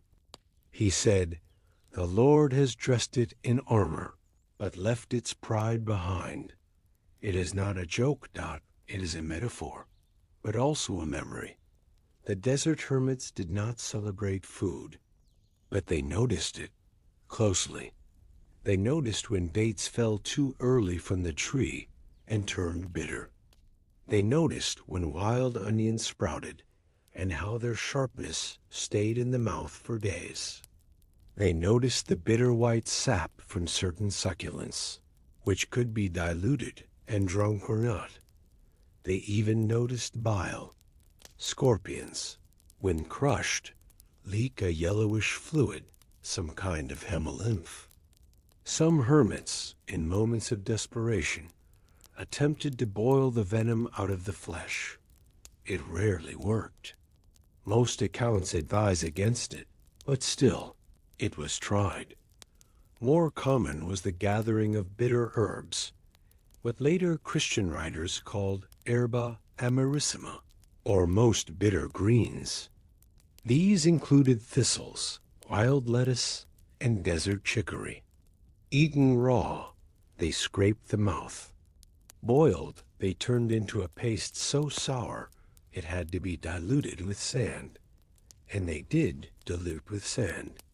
Not out of superstition, but to fool the stomach. One practice recorded in multiple sources is ashmeal, a word modern. Readers would mistake for metaphor. It was literal. The hermits collected fine ash from burned palm leaves and mixed it with water and crushed lentil pods. The resulting paste was dried into flat discs and stored in clay jars. The discs were tasteless, but they did not spoil.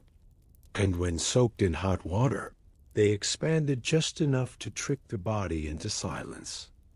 A handful of dates was considered a feast. A piece of bread soaked in olive oil was celebration, but oil was rare. And bread meant flour, and flour meant someone else, some hand in the world, still tilling grain and trading it across Roman roads. The hermits aimed to live outside of that world. So they returned to what the land gave. And what the land gave was rarely kind. They did not complain, not because they enjoyed hunger. But because hunger, for them, was a companion. It was the thorn that reminded them they had not yet reached heaven. It was the sound in the belly that made the silence around them feel complete. One desert hermit, whose name is lost, was found dead in a cave near the Red Sea. His body, dried by the heat, was discovered by a Coptic traveler centuries later. In his hand was a small bag containing dried beetles, wrapped in linen and marked with a single Greek word, sophrosin, temperance. There was no note, no writings, no prayers on the wall, only beetles and the desert. The greatest challenge, of course, was water. Many hermits lived near seasonal springs or cisterns carved by hand. But in bad years, the springs failed. The trickles stopped, and the thirst became its own discipline. Some chewed dry leaves to create saliva. Others sucked on smooth stones to keep the mouth moist. It is said that Abba Moses drank only once every 3 days.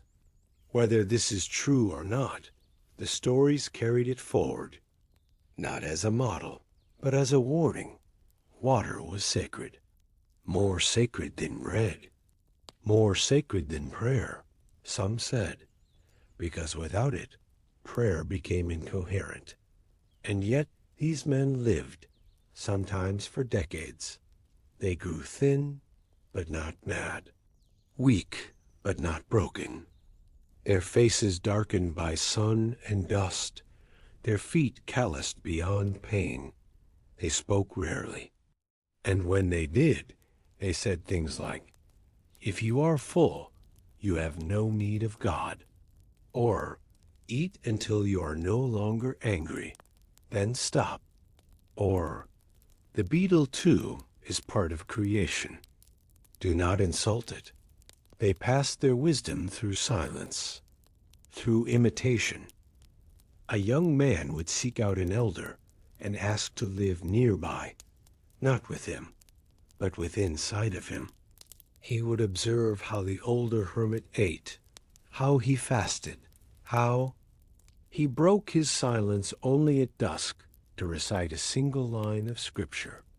And when the elder died, the younger would bury him in the sand and take his cave dot and continue. The line of hunger passed like an inheritance dot. It is easy now to forget these men. Their cells have crumbled. Their graves are sand. Their food has no recipe.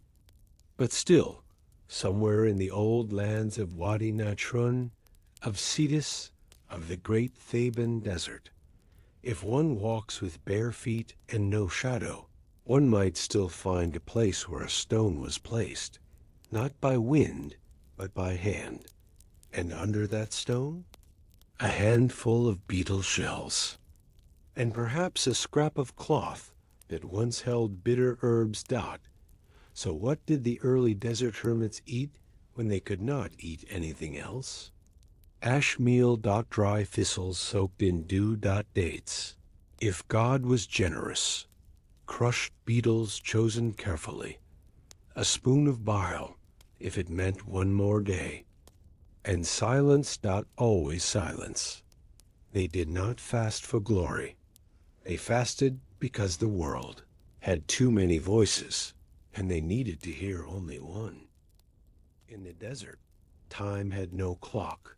It passed in shadows, in the angle of light across the stone, in the way the wind stopped and then started again.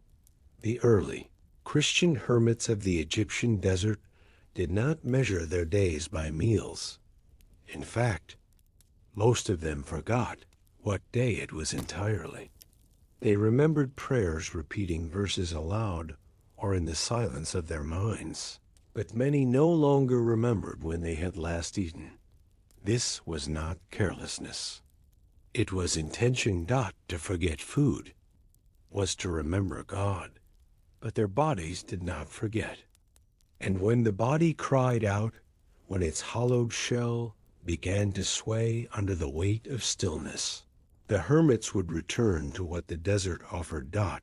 In a cluster of low caves near Kelia. In Lower Egypt, two brothers Serapion and Joannes lived. In sight of one another, though they spoke only once each week.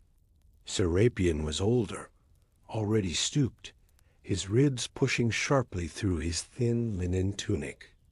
Joannes was younger, and still remembered the taste of bread with olives. During one particularly dry season, the spring near their caves failed. The tiny pool that had sustained them turned green and thick. The flies came. The frogs died.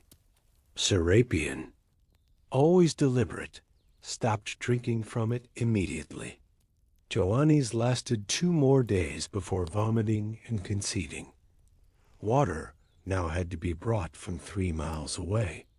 Joannes made the journey with a goatskin sack slung over his shoulder, walking slowly and barefoot to conserve energy. Serapion stayed behind and gathered food. Food, in this case, meant insects, the beetles of the desert, flat-backed, slow-moving, winged but rarely flying, emerged at dusk. Serapion would collect them in a palm frond basket, sorting them by size, brushing sand off their legs, and choosing the ones with the least scent. He dried them on hot rocks during the heat of the day, turning them with a stick so they wouldn't burn. He ate 3 per day. Joannes struggled. At first, he refused them, whispering, "God does not require this." But when his legs began to tremble, he took one from Serapion's basket, crushed it with a stone, and stirred it into water to make a thick, protein-rich paste. They called it dust broth. It became their meal for nearly 2 months. Not all hermits ate insects. Many found other means. In the Nitrian desert, a hermit named Amaun survived nearly 2 years on nothing but halfa grasa sharp, fibrous plant with long roots and a bitter stalk. A mound would chew the grass slowly, swallowing only the juices and spitting out the pulp. Over time, he trained his body to accept the flavor without gagging. He claimed that the bitterness taught him patience.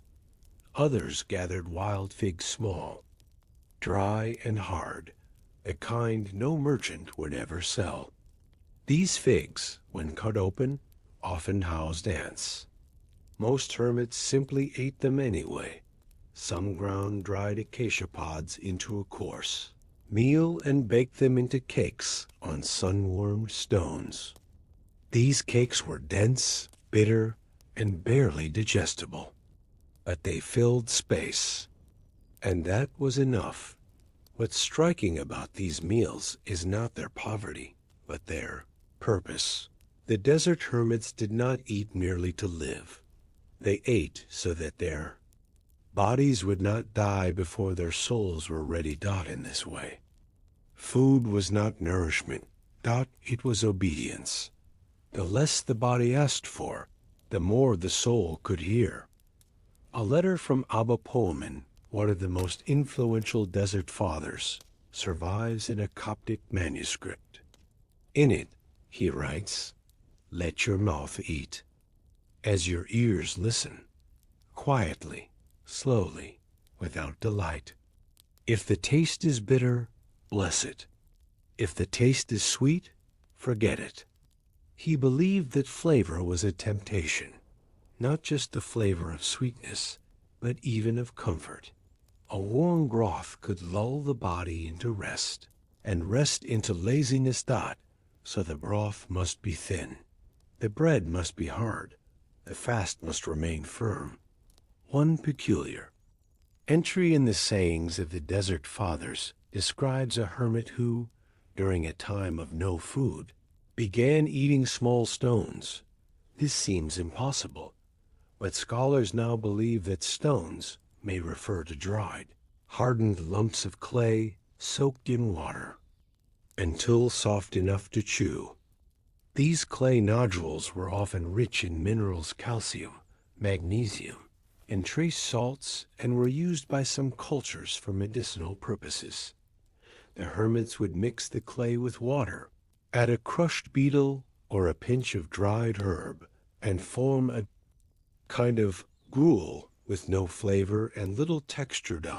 It passed the mouth without interest, and that was the goal.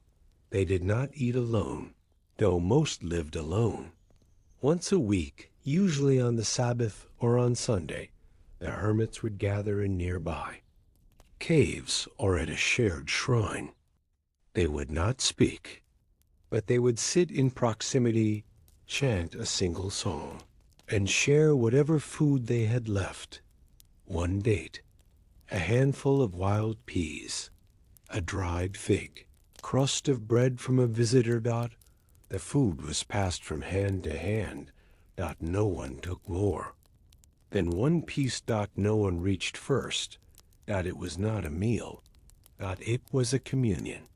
The desert gave little, and what it gave often turned quickly to danger. Some herbs were poisonous in high doses. Some insects carried sickness. A few hermits, after chewing a plant called meret, reported hallucinations and dizziness. The plant was banned by the elders.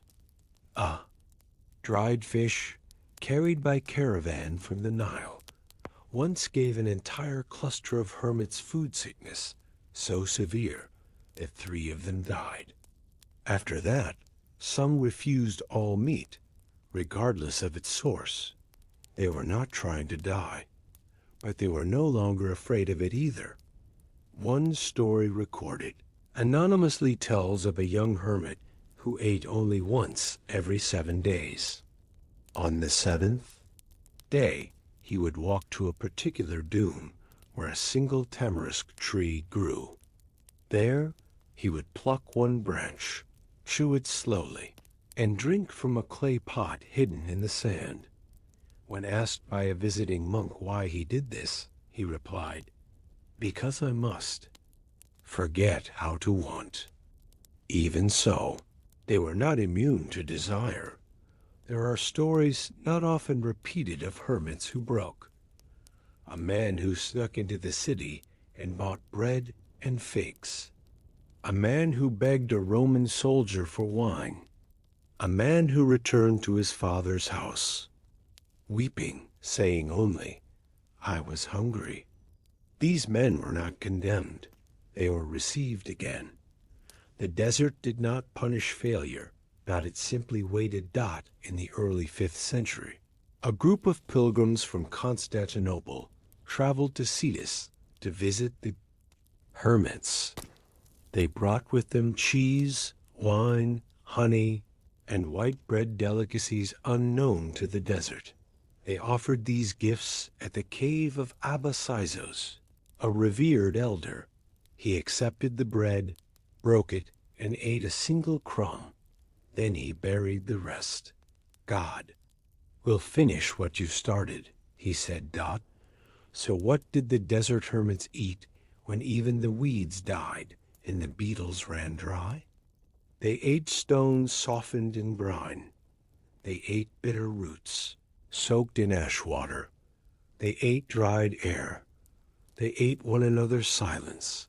And when they were full, if one can call it, they sat beneath the sun and let the wind move over them like a second skin.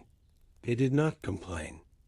They did not thank God. They simply chewed and prayed and disappeared into God. The last stage of hunger is not pain. It is not groaning or clutching or dreaming of roasted figs. It is quiet, a fading, a weightlessness that moves through the limbs, not with urgency, but with a kind of numb obedience. The early desert hermits knew this feeling. Some feared it, some welcomed it, all submitted to it eventually, and still they did not leave. The sun continued to rise like a hammer in the sky, baking the stones, bleaching the bones of jackals, softening the resolve of travelers who had no business crossing sand without a guide.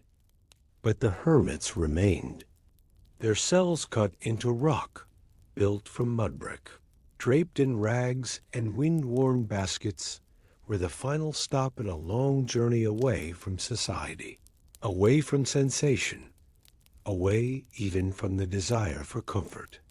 And somehow, against logic and biology, and every instinct the body carries to preserve itself, they survived. Some lived for decades. Not on nothing, but on almost nothing. That sliver of sustenance just wide enough to keep the lungs expanding, just dense enough to keep the bones from crumbling. That wedge of root, that shell of a beetle, that cup of dust-thick water. They didn't just eat less. They made not eating a form of speech. Among the most unusual surviving texts from this period is a short work, known simply as On the Body, Greek Perismatos, attributed to a hermit named Zacharias of Cetus, though it is more likely a compilation of sayings passed between students. Its contents are sparse 10 short paragraphs, no embellishment, but it contains a line that was often quoted centuries. Later, the body does not forget the bread, but the soul forgets when the bread becomes its aim. To eat, the hermits taught, was to silence the body, not to indulge it.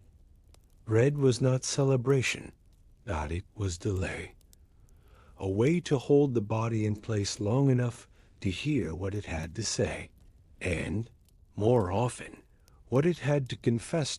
In some desert communities, a system emerged, the synaxis, a weekly meeting where hermits would come together not for meals, but for presence. They would sit in a circle, each bringing what they had managed to save: a few beans, some dried leaves, a beetle shell, a crust of travel bread, if a visitor had passed through. They would sit, chewing in silence. No one reached into another's. All. No one offered anything aloud, but if a hand lingered too long without food, a neighbor might lean and place something beside it. Quietly, wordlessly. This was how the desert fathers practiced charity. Not with servants, not with gold, but with a single beetle left on a piece of cloth. Brother Simeon, who lived near a dry riverbed in the Theban desert, kept a journal for 33 years. Most of it has crumbled away, destroyed by sand or time, but a few pages remain in the Coptic Museum in Cairo. On one, he writes, "Today I chewed a piece of bark for 20 minutes. It softened and became like bread, not bread of flour, bread of memory. I think I used to eat bread." And further down, "There are fewer ants this year. I will eat what the lizards eat." He does not elaborate that not all meals were failures. There were rare times when the desert offered something unexpected, a sudden bloom of wild onions after a rare rainfall, a lost goat stumbling into a wadi, later shared in thin strips, dried in the sun, and eaten slowly over months. A passing caravan that left behind a crate of dried chickpeas. These moments were never called miracles. They were incidents, fragments of the world breaking into the silence. The hermits would bless the food, yes, but the blessing was not for flavor. It was for the memory of having tasted. One hermit, upon receiving a small jar of honey from a visiting trader, smeared it on a rock and left it for the birds. He said, "I will taste it later through their song." The idea of pleasure through someone else's joy was common, because direct pleasure, as they saw it, led the soul back toward attachment, and attachment led to fear, and fear had no place in the desert. To want less was to fear less, and to eat without joy, but with thanks. That was the perfect balance. Some hermits eventually formed lowly small, loose clusters of caves or huts, where the men lived near one another, but still in solitude. These communities allowed for mutual aid. One might gather wood, another find herbs, another boil water. A division of labor without ownership. Food was shared, not traded. And everything, every portion, every bowl was understood to belong to God. This made them poor in everything but endurance. A curious detail appears in several accounts of these desert hermits. They often died while chewing, not because the food killed them, but because eating was often the last act of their life, an act they prolonged as long as possible, as if trying to swallow something before the body refused again. One anonymous monk, found seated in his cave, had in his hand a single dried locust. His mouth was closed, his jaw slack. The locust was whole. No one touched it. So what did they do with all that hunger? They turned it into vision. Fasting in the desert was not a test of will. It was a change in perception. The less they ate, the more they clinged to. See. Not hallucinations, not dreams, but clarity of the self, of sin, of time passing like sand between calloused fingers. Abba Isaac once said, "If your belly is empty, your soul will not sleep. If your soul does not sleep, your God will speak." These sayings are simple, but they were built in caves, carved by hand. Over years of dryness. They are not proverbs. They are residue, left behind after the body has forgotten. what flavor was. One of the last great hermits of the desert, Abba Benjamin, lived near the edge of the Sinai. He is recorded to have said, at the end of his life, "I have eaten all things, stones, roots, sun. Only the word never grew bitter." He died at the age of 83. His grave, like most, is unmarked. His only possession was a clay bowl and a woven bag that contained 5 beetle shells, bleached smooth from years of handling. No. One took them. They were placed in the cave where he died and left. So what did the earliest desert Christians eat when nothing else could be eaten? They ate what could not escape them, what did not rot, what did not tempt. They ate to survive, but more than that. They ate to forget they were surviving. They ate beetles, ash cakes, roots, bark, and thorns. They drank water when it was clean, and brine when it was not. They chewed slowly, swallowed without joy, and waited quietly for their mouths to open one last time, not for food, but for prayer. Good night.